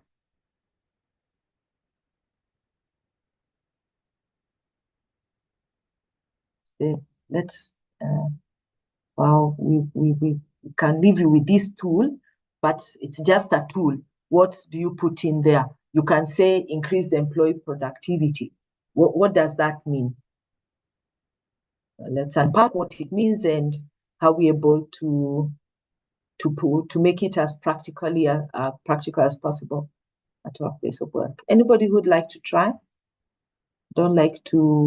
Sometimes I like to call out names, but I don't want to put people on the spot if they're not. Adults learn when they want to learn.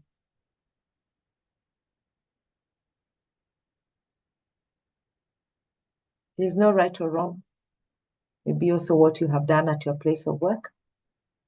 Thank you, Catherine. So I think in terms of the employee productivity, we'll be looking at, depending on the organizational industry, things like the revenues per employee, or sales, profitability per employee, and the like, looking at the financial perspectives of the organization.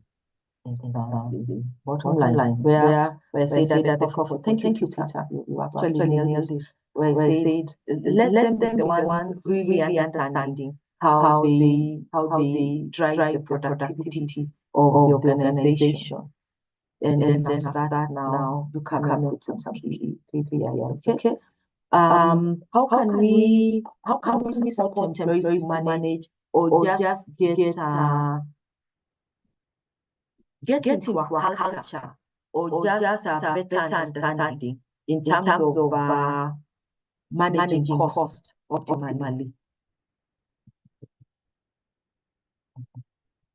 Manage employee costs optimally. How can we do that from a HR perspective? But also, how do we create a culture? Sorry, Catherine, there is a lot of echo. There's Sorry, echo from my side. Yes. Is that better now? Come again. Is that better now? There's still echo. Okay, let me try and get my headphone.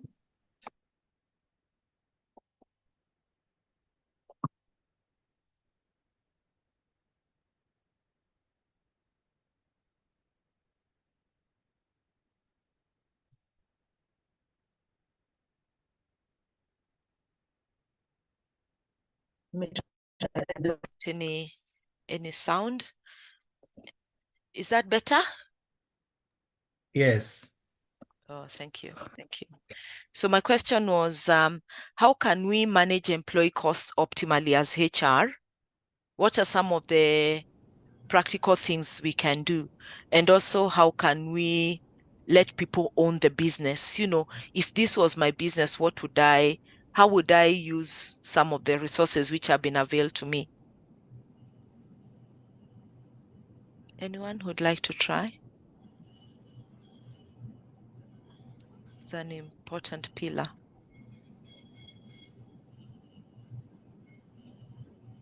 And also just looking at how the arrows are going, when we look at the arrows, all this, how you would outline your strategy is important, but learning and growth, then moving into business processes, internal customer understanding, and finally us being able to get the much revenue that we need, so that first I'm paid a salary.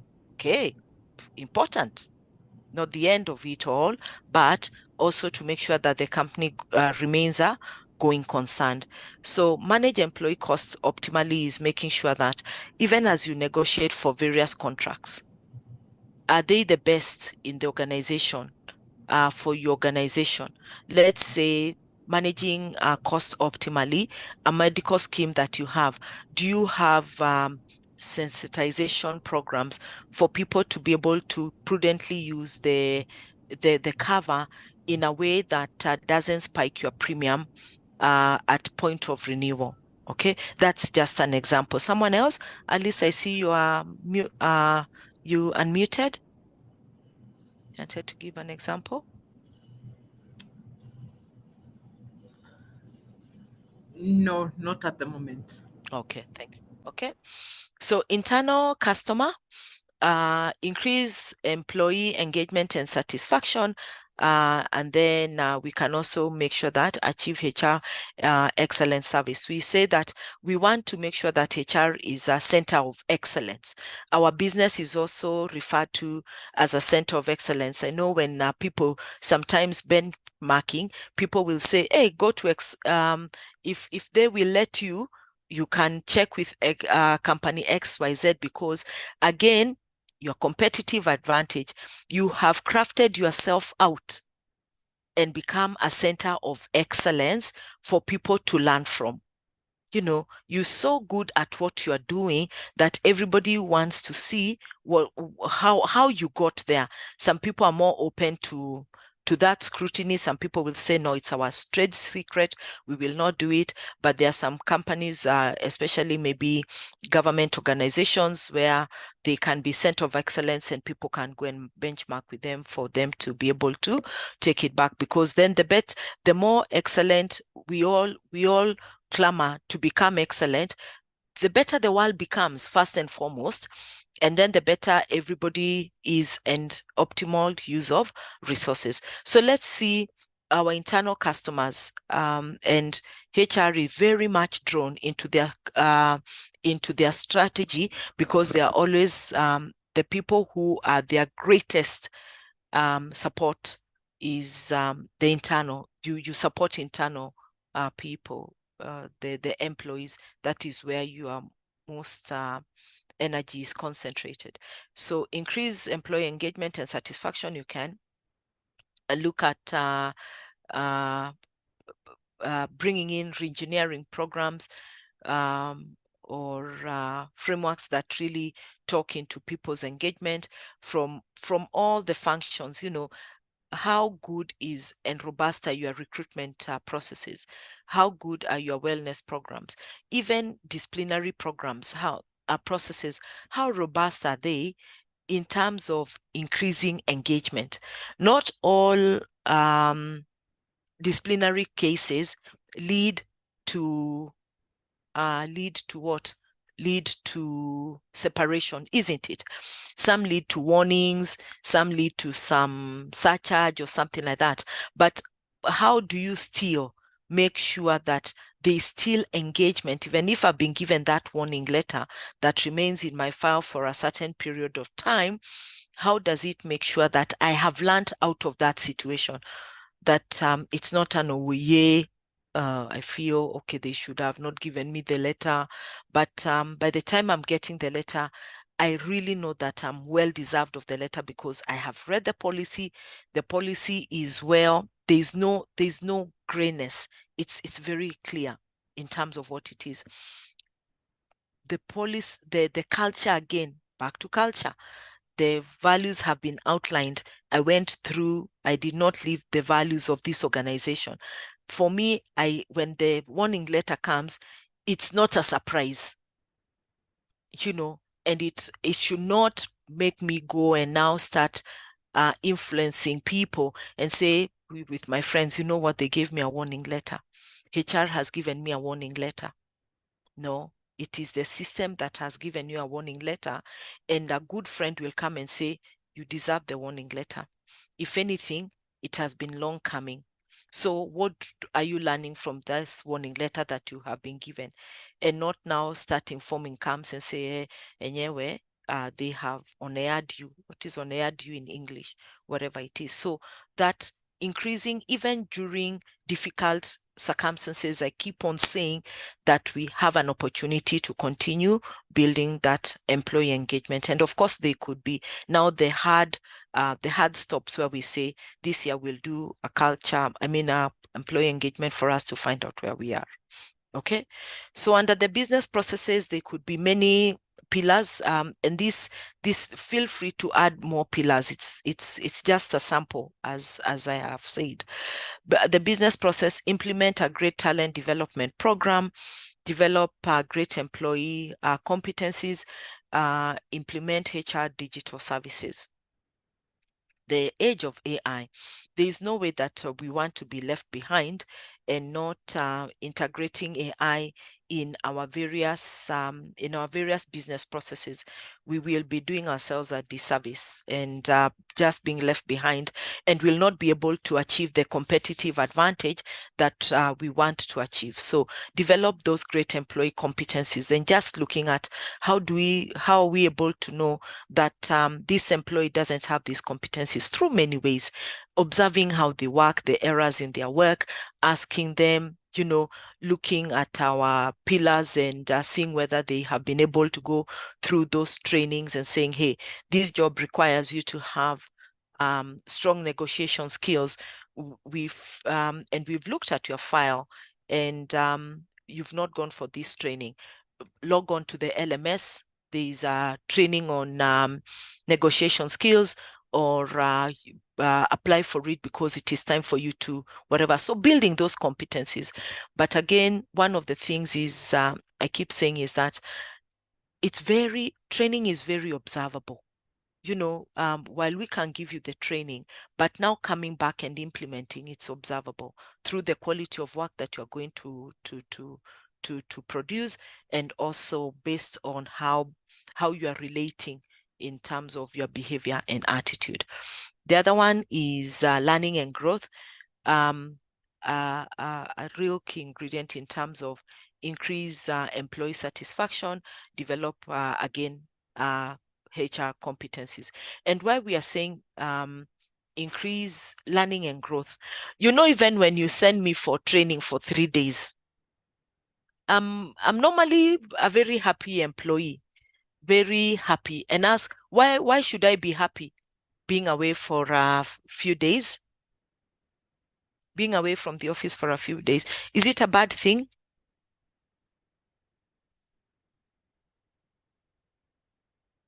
Learning and growth. I've been selected to be away for training in Naivasha for 3 days.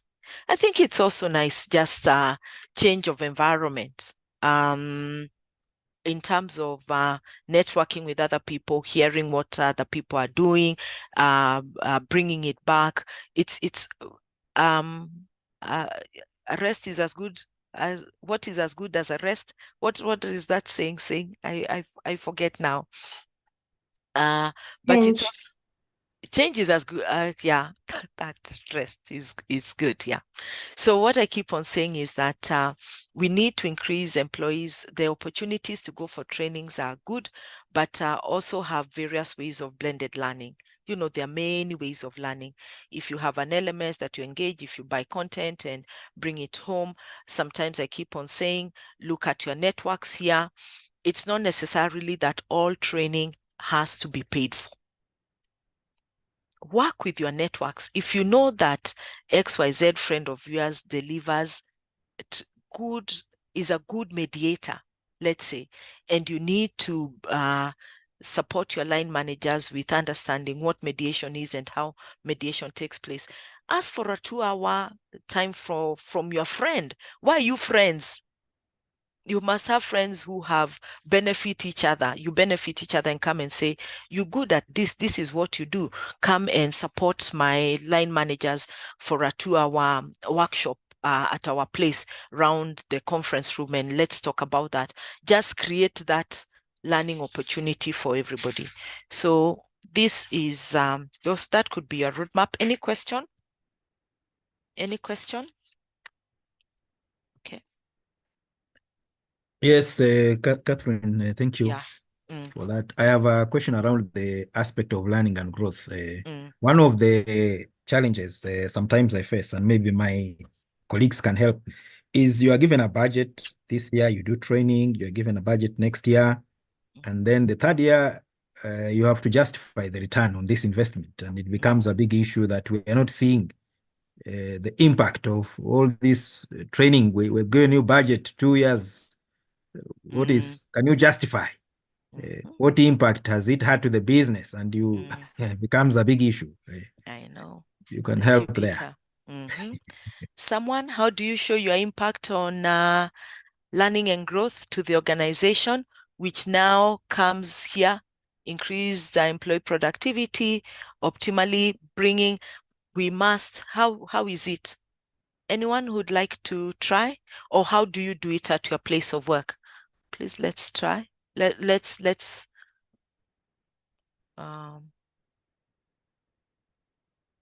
give some input. Yes, Catherine. Yeah.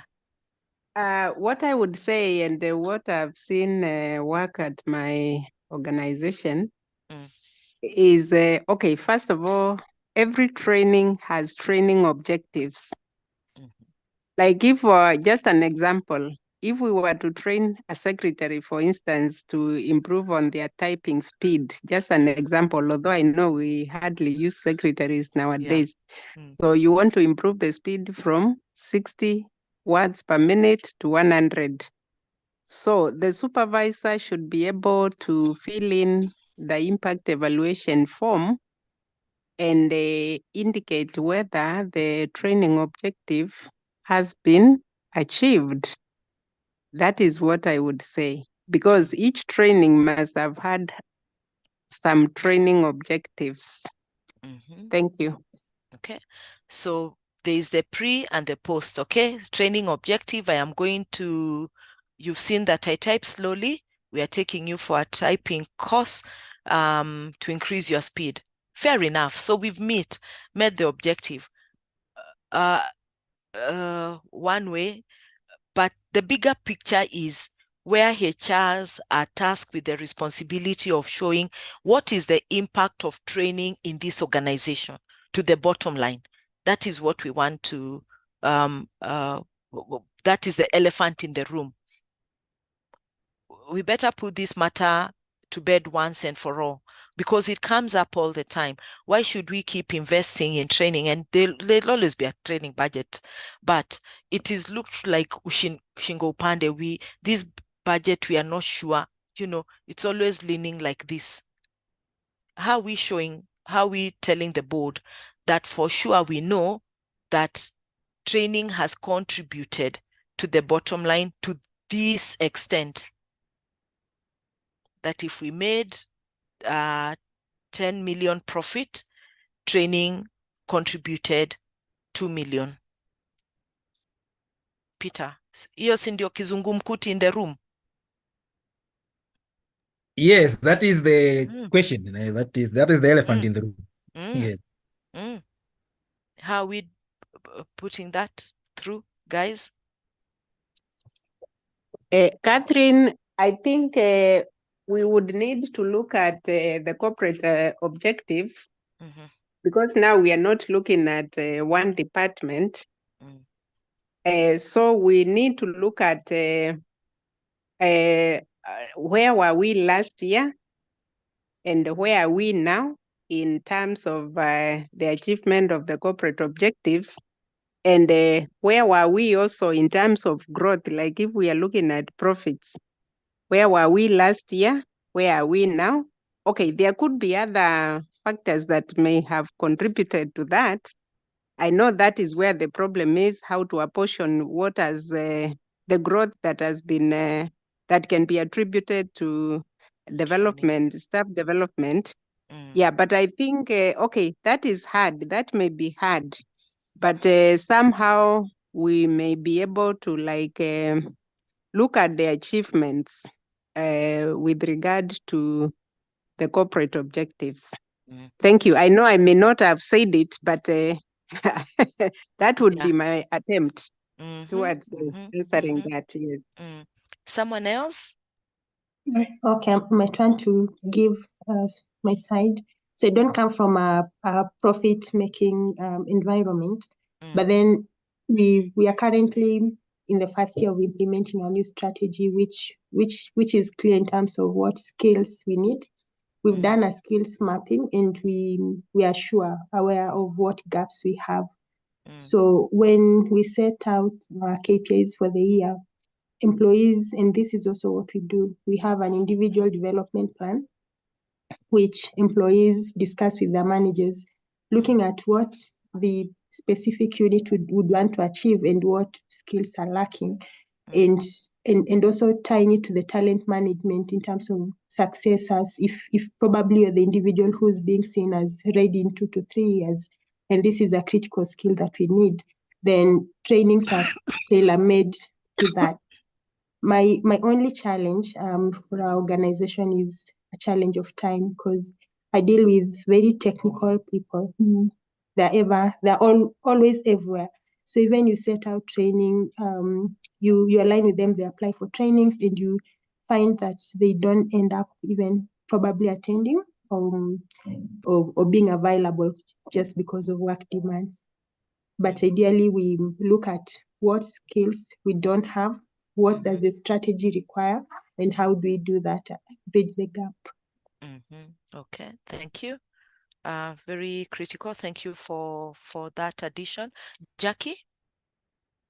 I think one of the other ways of looking at looking at training and the ROI for training is on the element of cost.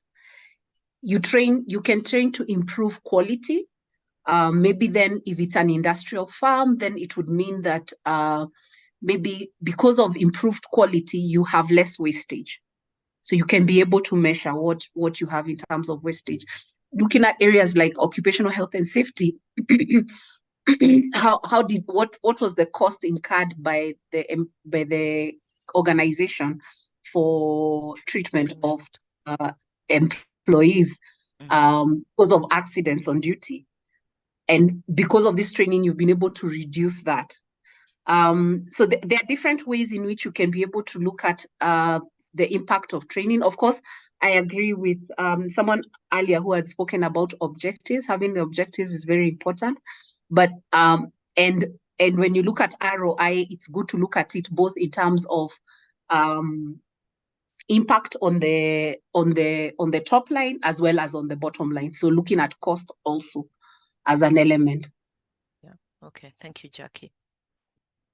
I agree with what everybody has said, and thank you, Peter, for raising this question. If we are all to be brave, the first opening statement you would say is that I will not be able to show to the last cent that you've given me a training budget of 20 million, and from our profits of 100 million for the organization, that certainly 30 million came from training. Nobody will you put that disclaimer. And what we all need to know as an organization, from the top to the bottom, is that pinpointing ROI completely in terms of the training budget, how much it contributed to the bottom line of the organization, cent-wise, money-wise, it's a bit difficult. However, we can start that discussion around what the importance of training in our organization. Remember that conversation, if I train and they leave, and then if I don't train and they stay, okay, so we've unpacked that one. Then we come and say, how is it going to, what are some of the things that we can see when we take our people for training, from the objectives as an organization? So you start your conversation from there, and don't make it your responsibility to the full extent that you are the one, your heart is always palpitating when the board is asking you for that information. It is not you. It is the line manager. Training is very observable. Let's start there. that if you take me for training for customer service, let's say I am the receptionist, and you have observed that I don't pick my calls on time, how your answer is not up to the company standards. Remember again the standard. Remember the other thing is that when customers come, I don't direct them to the correct department that you have observed. Then you come and say, Catherine, we feel that you need a customer service training. Then you can only observe. When I come back, training is about change of attitude and behavior. I will get the skill, I will get the knowledge, but if I choose not to apply it, even if you do what, nothing is going to change. So again, the culture of the organization. This company cares for me enough to show that they have seen that I need to improve in this area. They care enough for me to take me for training, and it is up to me as mature and someone who loves working in this organization to change and say, I should be talking to customers better. And even when the greeting is warm, you can say good morning and I just say good morning. But there is a warmer way of saying good morning. That's why I'm saying it's very observable. And it comes from the person if I choose not to change. So Peter and all of us here, we can take this to the bank. We can talk about training ROI until the cows come home. But there is no way I will be able to say to the last cent of what it is. But all these are the things that we are trying to achieve definitely lead to improvement of the bottom line. And that is what we need to start our conversation in. If we train people, less accidents, better efficiency, more work, motivation, self-awareness, working independently, all these improve our bottom line. That is how we start whatever. And the line manager is the one tasked with the responsibility of observing how people do work. With less errors, they meet deadlines, they can come and say, our production has come down from 20 days to 18 days. These 2 days make a big difference of getting the goods to the market. Those Kaizen and all those processes, if it's a full-time job trying to measure return on investment, because we will see, has she typed her words 100 words per minute compared to 60. We need to put it from a wholesale point of view and say, I would say that when we do all these things, we have the correct objectives, we've got the correct budget, we've got the correct content, we've got the correct facilitators or institutions of training. When we look at it from a modeling point of view, we might be able to say that training return on investments contributes maybe 5% to the bottom line. You get what I mean? So this idea that tell me to the last cent is not going to work and will never work. But we can look at now saying, we've trained people. You can also come and say, you gave me a training budget of 20 million. I made sure that every time someone went for training, I applied for a rebate from NITA. And at the end of the year, I can be able to say, NITA gave me back 4 million. So in retrospect, you've used 20 minus 4, you've used 16 million technically for training, isn't it? You can show that return. You can also come and say that now from the employee engagement, people feel that training is really being done correctly, and they feel that training is one of the big engagement levels that we have in this organization. You can show those. But again, it's you can't quantify it to the last cent. You get what I mean? So from the very beginning, have that conversation of saying, very observable, change of attitude and behavior. Culture plays a strong role into it. We can have metrics of people not being absent from work, less accident in the factory, all those types of things, because they are measurable, and say, those are some of the metrics and data that you can show. but you will not be able to show accurately to the last cent of how much it is. So never beat yourself to the too much in terms of showing exactly to the letter how much training has contributed. Make sense? Thank you, Yes, it Catherine does. and team. It makes sense. Thank you. Yeah. But remember that all those other ones that we're able to bring, okay, and put them in place right from the word go. So thank you for that. I think it's important, and that's why we all learn from each other. So I'm cognizant of time, but we should be able to, we are well on track. So the HR strategy map needs to be translated into a series of measurable performance indicators. This is where I was talking about the work plan that you develop for the year. In other words, each strategic target listed in the previous slides must be transformed into a set of KPIs, because we can't just work in isolation again. And we try to bring some of those really KPIs. If one of the pillars is, let's say, one of let's go back to the pillar. So we make it your internal customer. Business processes. So a business process there might be your turnaround time in recruitment, because it's a business process that you need to bring in the correct people to be able to support. So that turnaround, in terms of what we are trying to say, is that if we say our recruitment is 90 days turnaround, it comes and forms part of your KPI. You get what I mean? There are many measures that we put, KPIs that whatever that can help us make sure that we're articulating our HR strategy. So let's look into some of them.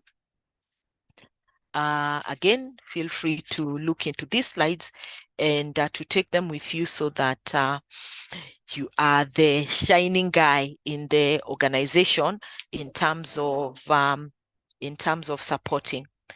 So the financial perspective, we will look into the pillars that we saw, into the strategic objective.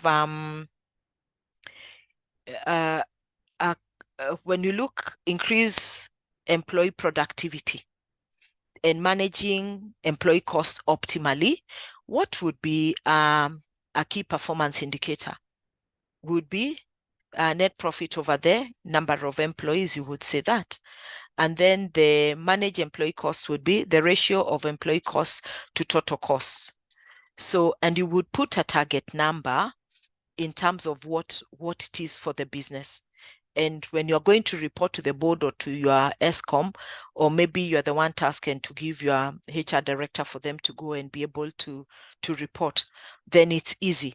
Net profit, how much is our net profit over the number of employees? That's an easy one. And it's something that I'm sure maybe even you have in your organization. Then when we look at the internal customer perspective, we are looking at increased employee satisfaction, and the objective, and another objective would be increased satisfaction for HR department services. And what would be a key indicator is employee satisfaction score. So a score of 8 on a scale of 1 to 10, the higher the score, the better. If you put up and then you say on a score of 1, because when you put up those surveys and stuff and things like that, you would say a score of agree, don't agree, whatever, of on an average of 1 to 10, how satisfied are you and stuff like that. The one that will always have a low score is even if salaries were increased yesterday and you ask people whether they are still happy with their salaries, that score is always very, very, very low. Anyway, but I digress. But never worry. What I'm trying to say is that never feel bad. It is not you. It is just how people feel. And even if you had added yesterday, they might just be happy for a short period of time. And then 3 months later, they start asking for more money. So the key KPI for increased satisfaction would be HR department services satisfaction score. How how satisfied are people with the services that HR provides? From all the services that are provided, when people come to your department, how do you engage with them? Do people feel comfortable coming to the HR department? Yes or no? Do they feel that they can just come there and bring their tea and say, nimekuja kuwasalimia? Do they come?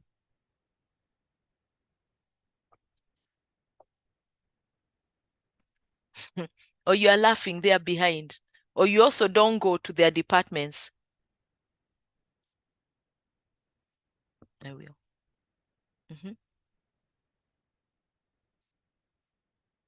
Or you just or they don't come, they interact on. I know a company that before you come to the HR, because it's a big company, very big company.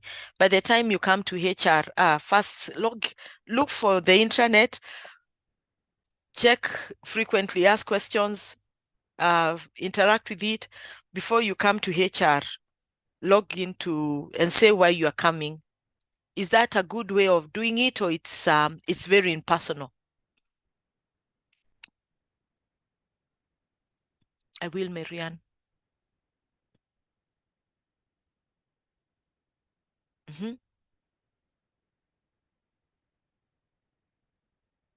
Anyone? Anyway, so just check. It's just for us to be able to. Marianne, I'll come back to your question. I'll just pick something. Okay.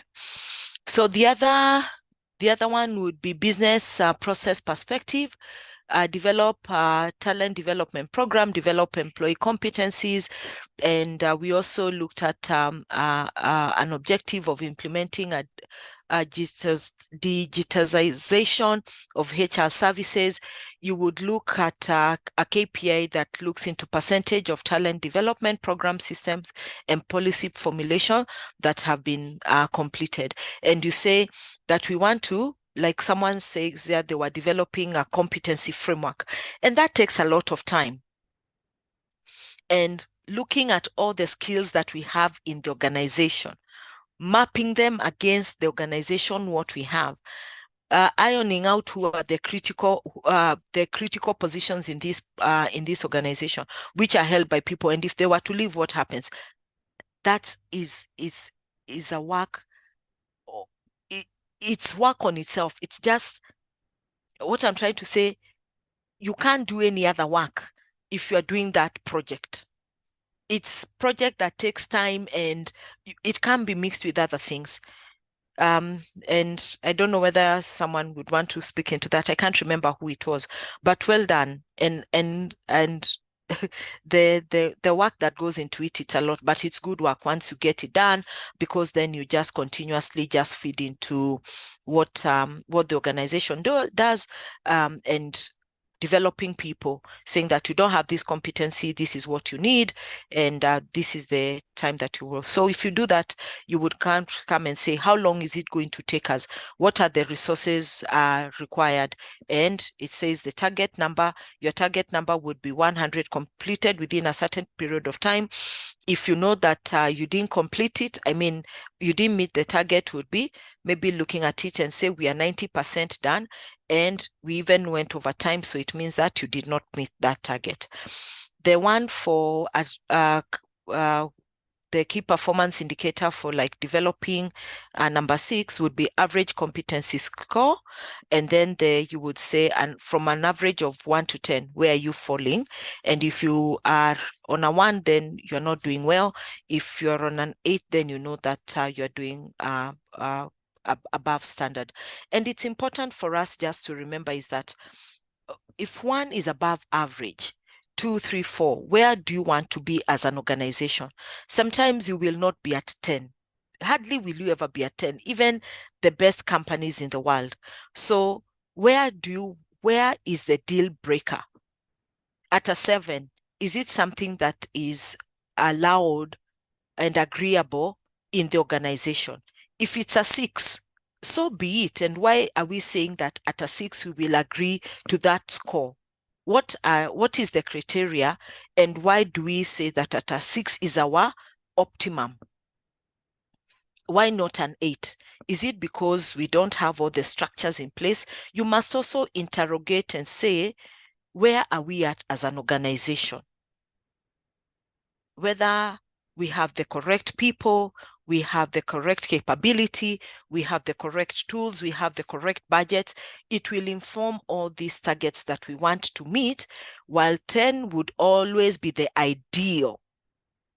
But also internally, we must put a cap to where we want to be, so that we also don't beat ourselves too much, but of course, looking at the very best of where we want to be, and progressively also improve. Okay. So in terms of percentage of services, we can say 100% bringing in a digital program, a HRMS program, and transferring all the data with less errors, people able to go in and be able to interact with it with ease and giving feedback. Okay. So under the learning and development perspective, what are some of the things you can do? Average employee competency score in the HR department.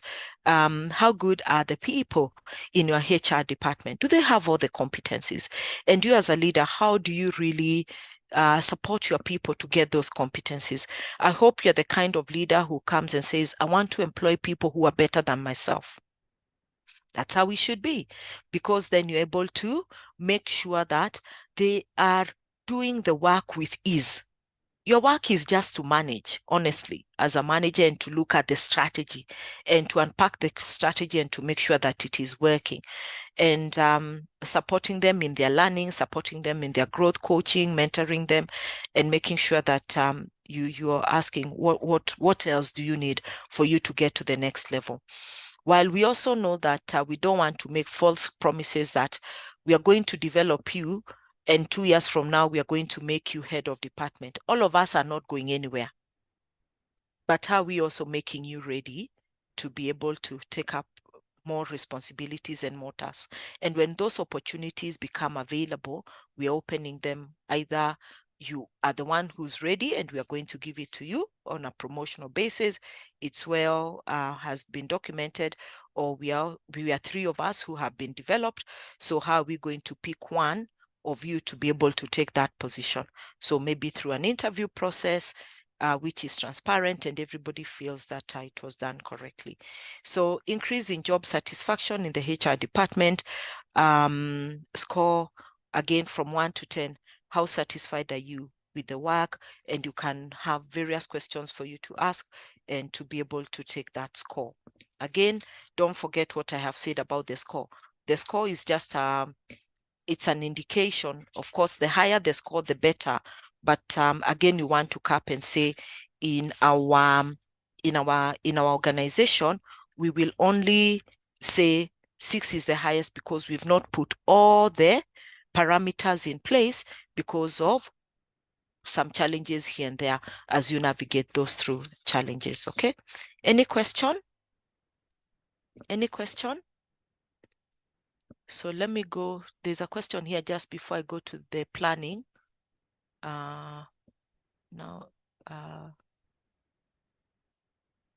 Catherine, can you do a practical example for managing employee costs optimally, HR metrics? Okay. Will you allow me, Marianne, just to continue, then I do it later? Okay. I'll go back to that score, and while we finish, when I finish, then I can come back. To the last part of our whatever. So developing action plan to implement the HR strategy. So we've developed a HR, a robust HR strategy. So we've we've even said some of the things that we can put in place and the KPIs that need to be actioned from each of the pillars. So a great HR strategy we have, great HR action plan. We need to continuously monitor it. It needs continuous improvement, and I'm glad that we can validate that from what I have said, that sometimes we don't have all the supporting structures, but let's be brave enough. Let's move forward. whether we have the business strategy, it's not there. Let's just move forward. Let's make the strategy. We need to be resourceful. Resourcefulness means that we look at things differently, be more agile, creative, innovative.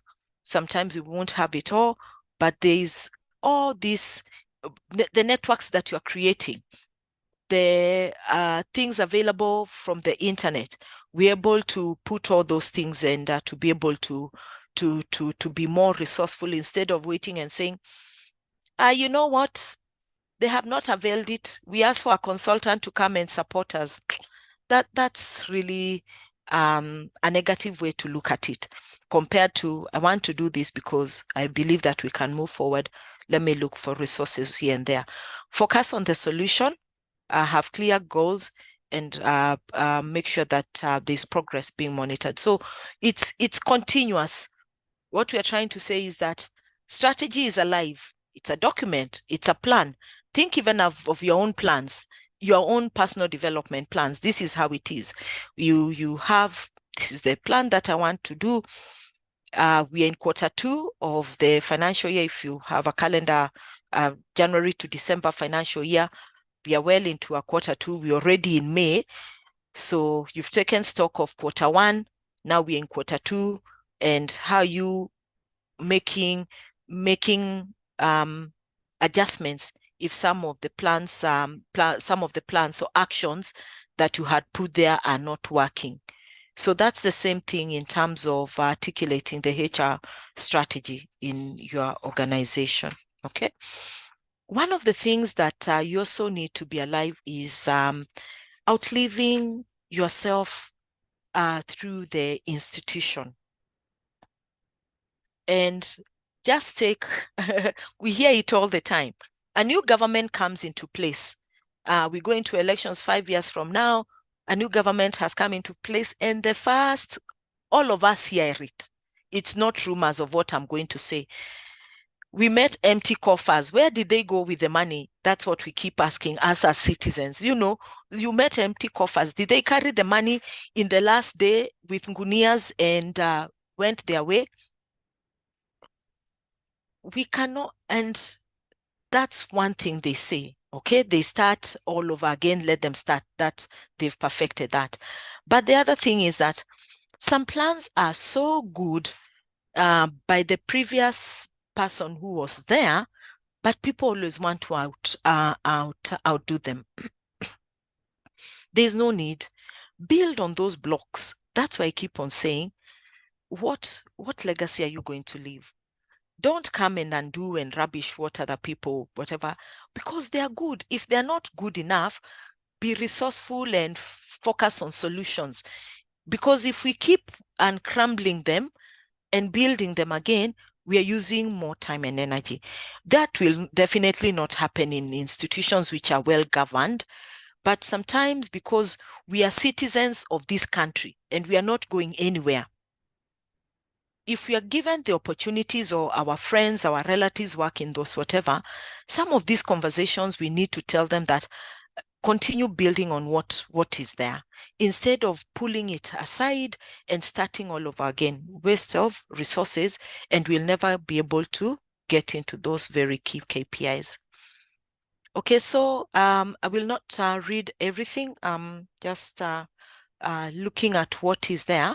So achieving the HR strategic objectives, again, from your strategic objectives of the 4 pillars, how can we, what is the real action plan that we can put to make sure that it's speaking into our increasing employee productivity and managing optimally the costs that are there?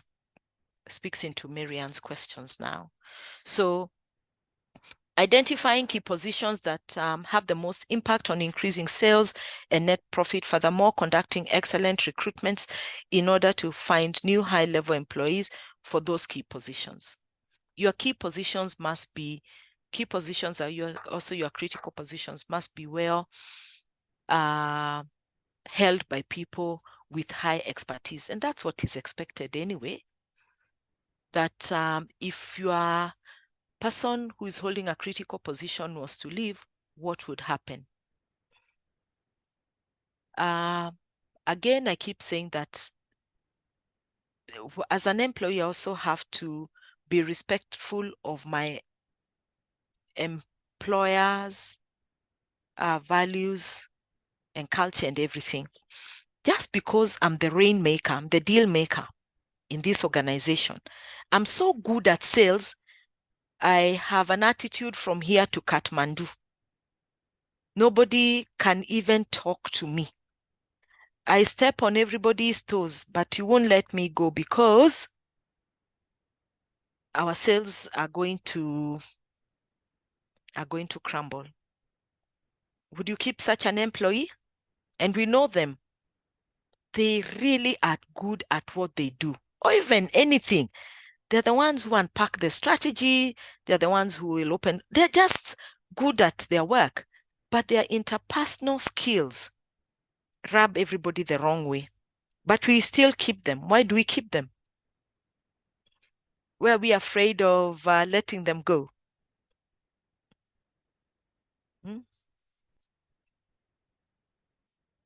Were we afraid of keeping them? Would you keep them? Do you want to keep them? Do you want to continue keeping them?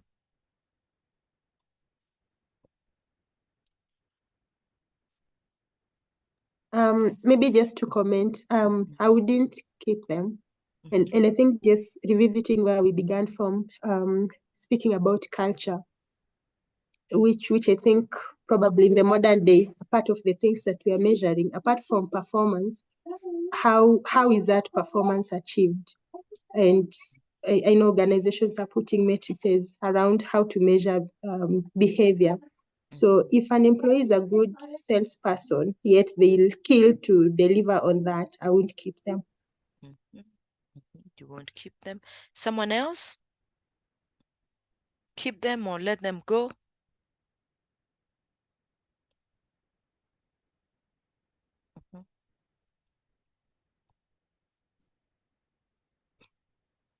How do you support them? Alice? Well, personally, I would think I would keep them, but with maybe a requirement of training, and thereafter assess what has been achieved and the change made. Because I know we struggled with that some time back in some place I worked, where everyone in the department would cry because of a very bad boss. But basically, that guy was turning things around. The issue of training helps a lot. And also, like, a very, very short stints of, evaluation, where are we at today, like that. And I'm glad to say that it worked that time. But it was not easy, though. Yeah, never easy. Yeah. By the time we're all trying to redeem ourselves out of this messy and noisy confusion, we've spent time, we've spent energy, we are trying to look back what it is. Of course, if we hire right, and hiring right is hiring is patapotea. Put up your hand if you agree to a certain extent. Because people will be in their best behavior during an interview. And you don't interact with them for a long period of time. You know, maybe at the most, maybe if you have very elaborate interview processes, you'll have maybe like 5 interviews, written, see this person, just trying to make sure that you are really bringing in the correct person. You can do background checks, you can do personality checks to see who this person is. You can read their personalities test and say, well, something is looks as if it's something that we can fix, and you bring them in. But now they come full blast. Now they've settled, and they should start showing you their true colors. Okay, so it's you always hope that you recruit right. Sometimes it goes wrong, and you get people who are difficult to work with. And sometimes they could be people who hold your critical positions and are very important positions in the organization. I keep on saying rank comes with privileges, and we also need to respect protocol and everything like that. But what I'm trying to say is that you can point out even this person who is so good, but again, they are not self-aware and they choose not to change. Thank you, Alice, for making an intervention and showing that person. Some people can just be told, oh, and they say, oh, I didn't even know. I'm sorry if I appear like this. If this is how people experience you, I'm sorry, I will change. There are some people who will come and say, this is who I am, and this is how I deliver results. I'm delivering results. People will have to accommodate because I'm not those kind of hard conversations. What I said about training again is that my own self, I have to make the decision to say what attitude and behavior I want to change. You're taking me indeed for a competency building training, a technical training. In all that aspect, they always be an element of unlearning through attitude and behavior. If I don't have it, no matter how much training I'm taken for, I will still come back and antagonize the very team that I have been told not to antagonize. And if we make those interventions, like all of us HR people will come and say, we'll support, we'll talk, we'll coach, we'll guide. If it's continuously going on, then it is good to come and say, we've tried our best. I think it is time for us to separate because you're not working into our culture. So increasing that employee productivity, because it's not just one employee who brings in the productivity. They could be the ones who are really making the inroads for those sales that we need. But I'm happy to have 3 people at the expense of everybody's wellness to push those big sales that we are talking about. Okay. But I just ask that because then we, as HR people, it's so dynamic and it's very complex sometimes around that action plan of making sure that we are recruiting right and our key positions are always aligned. Okay. The action point around managing employees' cost and cost optimally is to identify the areas that we could cut costs. And they're always telling us, let's cut costs. Even the government is always cutting costs. The other day they said, let's try and have austerity measures and stuff like that. And sometimes we read on the opposite that that's not happening. So it must be action plan. Look at this word, action plan. We can't come and say that we are not moving forward. We must have those actions. Formulating and implementing a series of initiatives to save costs in areas identified from the previous stage. And I keep saying, if this, I have a little mantra. I have a life mantra. If this was my company, how would I prudently use the resources that I have been given to the optimal? If it was mine, would I be doing some of the things that we do? Okay. There are many ways. Internal perspectives, again, action point, allow me not to read all of them, is looking at identifying areas where the processes can be improved so as to have a positive impact in increasing employee satisfaction. We are always out that, the employee engagement. What work processes can be improved? If really working from home is a process we believe in and still get the kind of productivity that is required, and also making sure that even when people are working from home, we've provided them with the tools and the resources that they need, and telling people you need to stop at a certain time. Think about your own wellness. Those processes. I like COVID. COVID just brought a different way of doing things around the world and the world of work. So improving all those processes internally in our organization for us to be there to achieve the competitive advantage that we want. Increasing employee satisfaction. identifying service areas where the processes can be improved. So as, Okoth, I can see you're getting tired now. So as to have a positive impact on the increase of satisfaction of services, let the employee Jane, were you? I'm talking. Jane is my peer. We were in a seminar. We were in a webinar with her on Friday. Was it Friday? Well, today is whatever. Anyway, where the the judge was saying that there are places where people fear to go.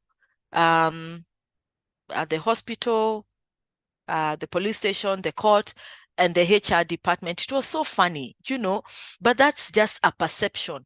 It can't be the reality. The HR department must change the narrative that it is a solution finding. It always has solutions to everything.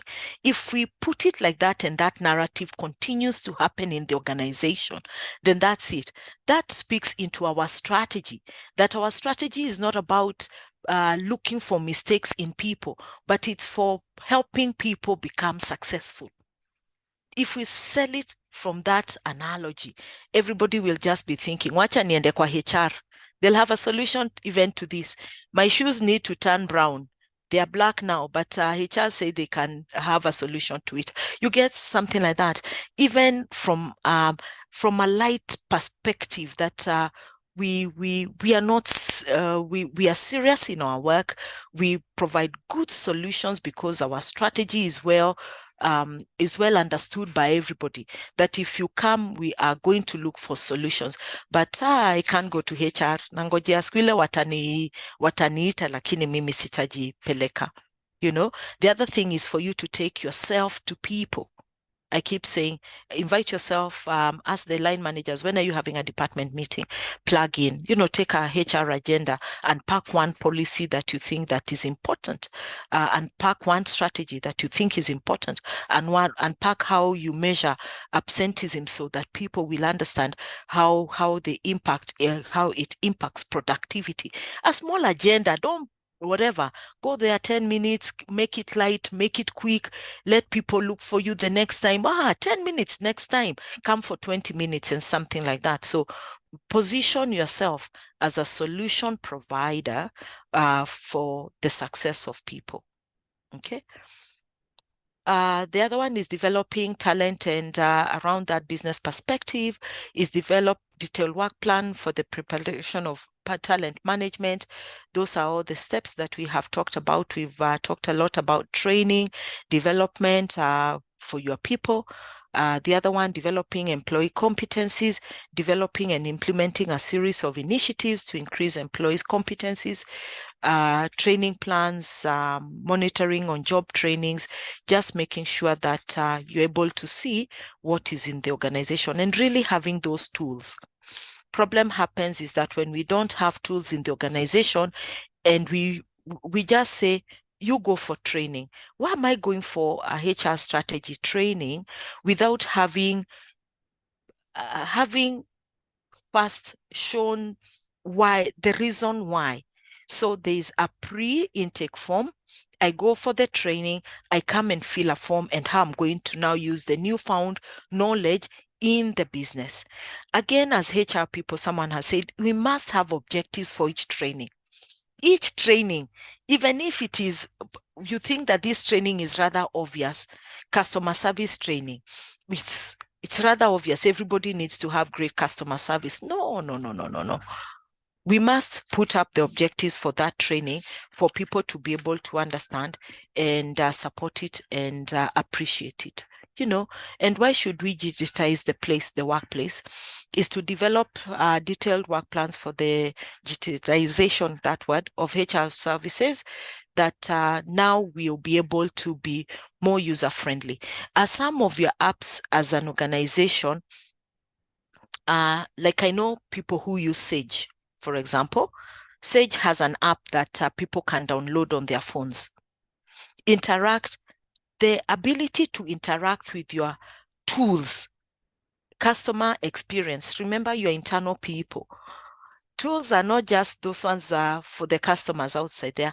Even internally, the tools that we develop, they must be easy, and they must be easy to use, navigate, give feedback, provide solutions internally, as many tools as we can, sitting on one platform, and not having a tool like this. If you have a full ERP, it's easier for you to be able to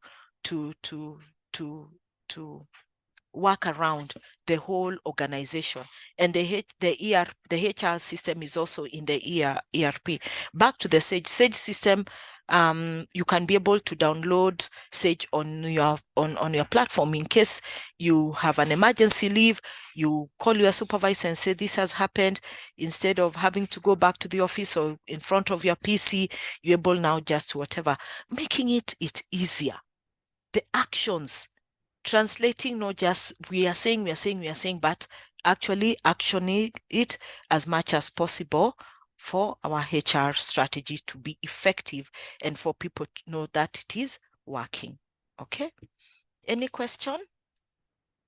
Any question? Okay.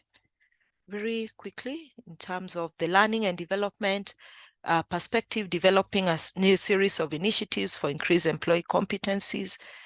I think I'm moving behind, sorry. Yeah. So how do we implement a HR strategy? Any question? If I move forward, or any rejoiner, what have you done differently at your workplace? I always like to hear experiences so that we share.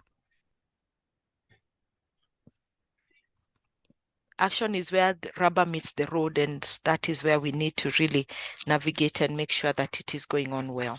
Okay. Allow me to move to the last part of the implementation of the HR strategy. Okay. So effective execution, looking at all these and many more. This just very high level. So it's the effective strategy will definitely help us build a capable organization, designing strategic reward systems, creating a supportive culture, making sure that our leadership, exerting our strategic leadership. And leadership, sometimes we keep thinking that we only want leadership from the top, but everybody has a leadership role to play in the organization. So of course there'll be pecking order in the organization, but everybody has a strategic place to play in the area of leadership. But some people will have more responsibilities around it. And then we also want to see how do we link our budget to the strategy, establishing strategic supportive policies and procedures, instituting best practices and commitment to continuous improvement, installing information systems to support the strategic execution. Things, again, that we know. So on my right is the system factor, where we need, it's the system now that we are bringing together that need to be embedded with these pillars. And then on my left is the HR and organizational development factor. And those are the people. It speaks into the people. And on the right is more on the technical aspects of it. Allow me just to quickly just run through them, and then we can take questions. So how do we build a capable organization? What are some of the building a capable organization? We all know from staffing the organization with the right people, building core competencies like what we have been talking about, structuring the organization and work effort. So that is how we really look at a capable organization. When we say our organization is capable of delivering this tender, is because we have the right people, we have the right competencies, and the work effort that is being done in that organization can speak for itself. And that is going to come from your HR strategy. The other one is strategic support and reward system. Designing a strategic supportive system is to ensure that our reward philosophy is in line with what we are capable of paying. Strategic supportive motivation practices and reward systems are powerful management tools for gaining employee buy-in and commitment. What I want to say here is, just summing it up, is that let us be kind employers. I can't put it any better. That if this job pays X amount of money, don't pay any, don't put it any less that we're going to pay you less. Then people designing those strategies is important, because if you've already put it down in pen and paper, and again, if you're not actioning it, then it amounts to naught. Then people start feeling that disengagement. They know that we are bagging all these big tenders, we are bringing all these sales, but it's not translating into designing a design that is supportive in reward system. And reward is not just about money. I'm sure we all know that there's the intrinsic, the extrinsic, just recognizing and making sure that we are measuring it, but we're also rewarding based on performance. We are not just, we are just not ideally just going out and doing because I like you and this is how I'm going to support. How do we create a strategy? Creating a strategic supportive corporate culture. This one is important. Is building a strategic supportive culture is important to successful HR implementing of a HR strategy, because it produces work climate and organizational spirit, you know, that comradeship that thrive on meeting performance targets and being part of a winning effort and team. Even HR needs to have a culture that is consistent and speaks for itself. There's the organizational culture. But again, what is that corporate culture that also speaks into our HR culture? Again, that's what I keep on saying. Allow people to come to your department. Allow yourself to go out to other departments. Creating that culture that really people can experience. Let people experience that culture, because it's going to work for your HR strategy. Strategic leaders encourage people to be innovative in order to keep the organization responsive to changing conditions, alert to new opportunities, and anxious to pursue fresh initiatives. Leadership is everything. Everything rises and falls on leadership. If we are not going to be strategic in our approach, visionary, letting people know what's happening, from time to time, letting people know where we are in terms of the performance, holding those conversations, letting people come to you as a leader and being able to answer some of the hard questions, it will amount to naught and will not be able to achieve our overall strategic operations, okay? So we go on to say that in terms of linking the budget to the strategy, this is where now we've looked at the HR side in terms of the people aspect.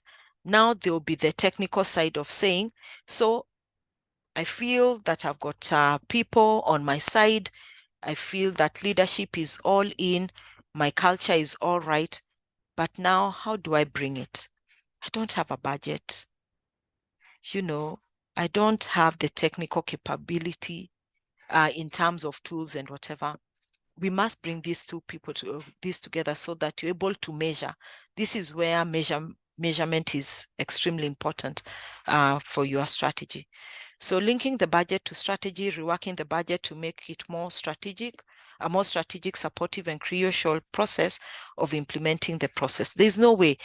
And how do we come up with a budget, guys, for your HR strategy? How do you cost it? let's make it a bit more practical. How do you cost your HR strategy?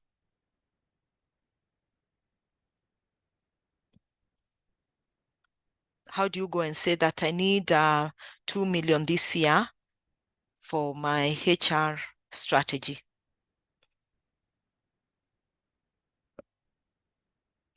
How do you come up with a budget? Let's go.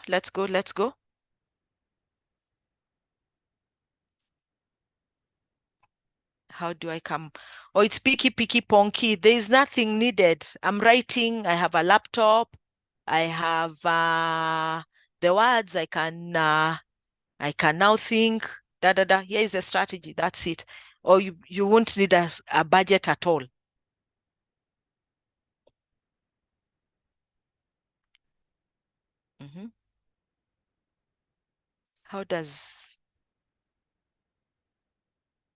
How do we come up with a HR strategy, budget?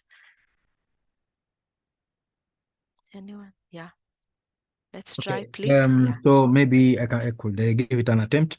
Yeah. One is for the resourcing budget. We have the work plan, which is prepared prior to end of the year. So from every department, we get the existing and the projected number of personnel required for the upcoming year. And then for the strategic objectives, we can actually get quotes from various either consultants or various institutions who will offer the service providers. And then that informs we put all that together, and then that informs our budget. And where we have, for example, the issue of salaries and benefits, if there will be an increment, then agree, is it 10%? Is it the percentage required? And then we factor it in cost of living and all that. And then we can put that together and come up with the HR budget. Yeah, exactly. Thank you. So let's say we have, thank you, Peter, and you're correct. So let's say we have the business strategy, developed 5-year plan or whatever it is. We've developed our HR strategy, and we've come up with our pillars, and we've outlined the work plan. So you can say a one-off in preparing your HR strategy would come from the fact that maybe you need an external person to help you. Let's say they say, I'll help you prepare with X amount of money, whatever the consultants charge. So maybe you are even told, okay, fine, we are okay. We really want a good HR strategy.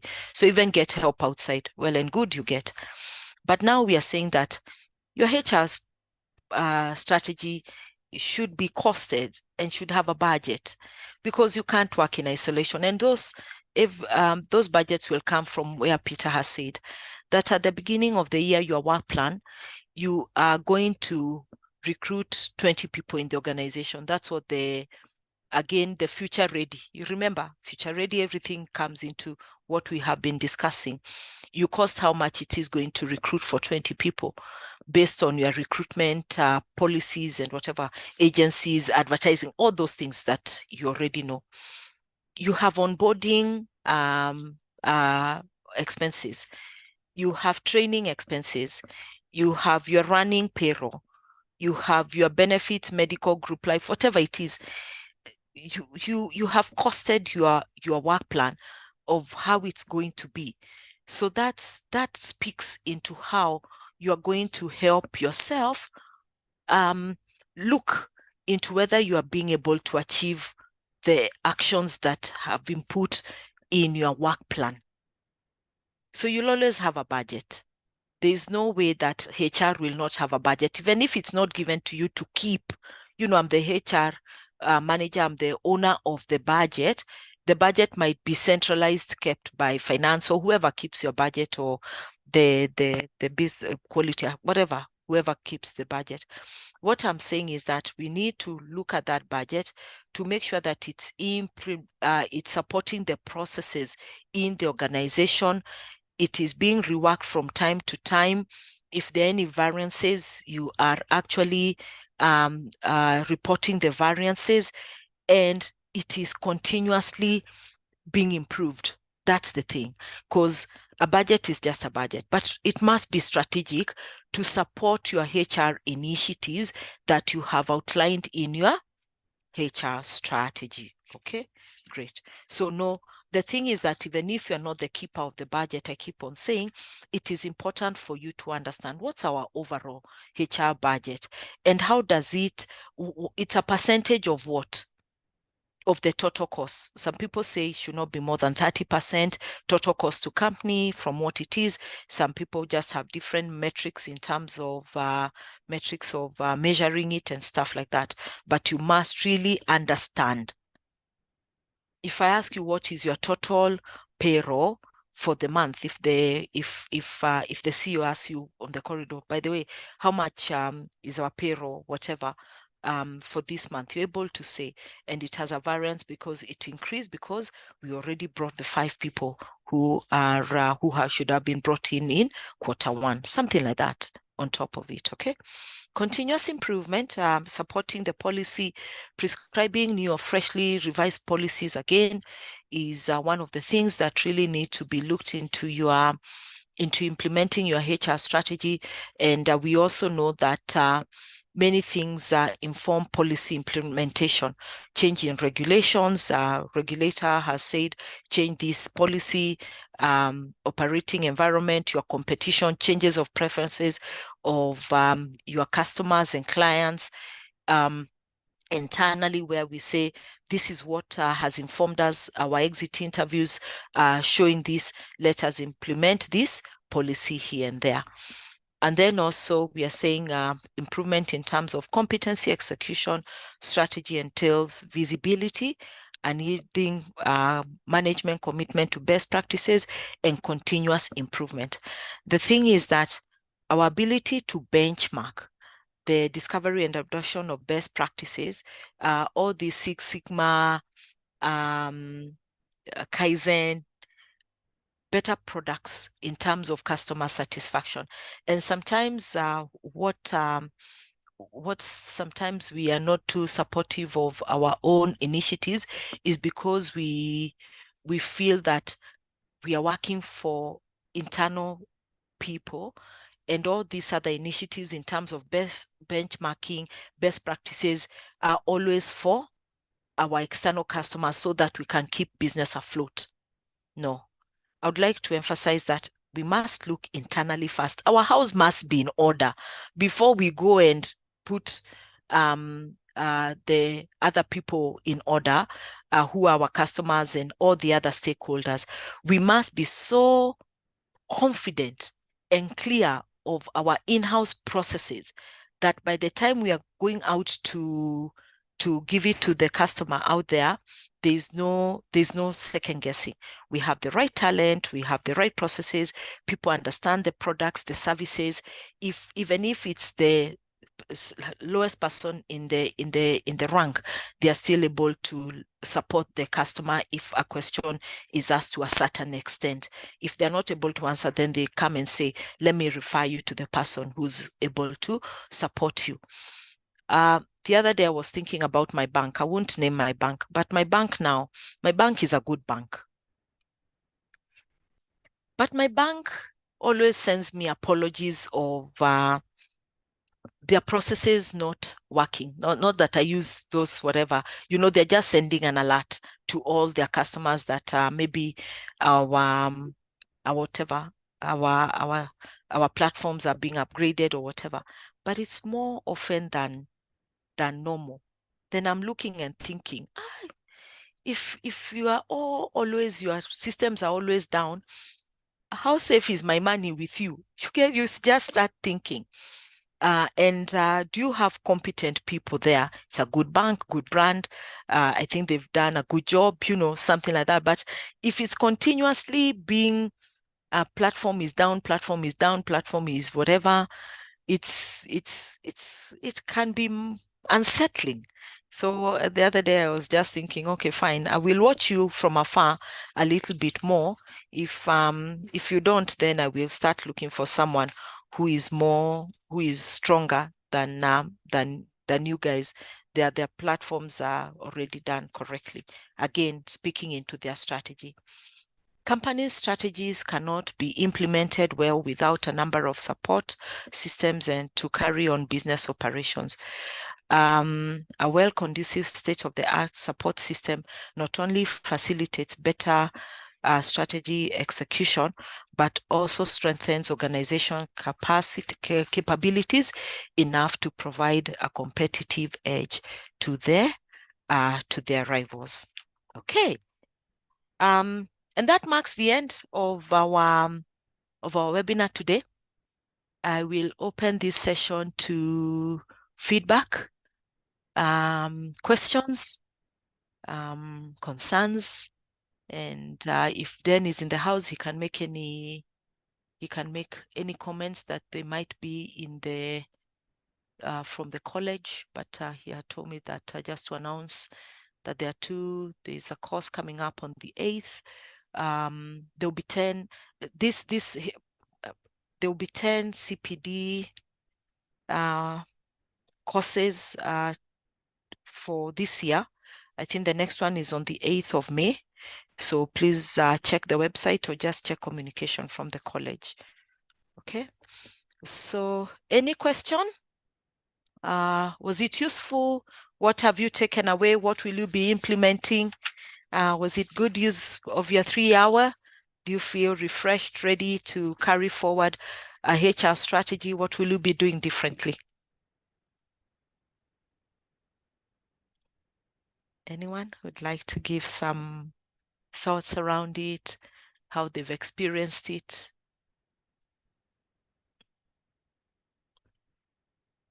Thank you. Thank you very much, Catherine. I think I would want to start. For me, it has been 3 useful hours in terms of the HR strategy, the areas probably that I needed polish and get support, like the area for the training, learning and growth. I think it has been quite a bit of a challenge. So it was quite well put. I think in terms of the overall approach, sometimes we overthink. Particularly, I think sometimes I overthink the HR strategy myself, and what is coming out is something that is really doable, practical. So thank you very much. Yeah, thank you, Peter. Yeah, so I like that fact that let's not overthink it. It's anything that we can do. Someone else? Feedback? Was it useful? Did you find it refreshing? What are you going to take back to the marketplace? I have found it very useful. Personally, I have been struggling with quite some areas here, and I've noted that it is quite structured the way you've done it. And you pick, like if you talk of finances, then you expound in a well-structured way. Yes, quite enlightening for me. Yeah, thank you, Alice. And the notes can be found on the ACHRP website, just to reference if you need be. And I think this it's being recorded, so you can always go back. Okay, great. Thank you. Yeah. So if there is no any other feedback, thank you all for tuning in. I really appreciate always interacting and getting to gain further insights and knowledge. For me, it's bye for now, and we hope to see you in the next webinars. Have a good day and God bless you. Bye for now.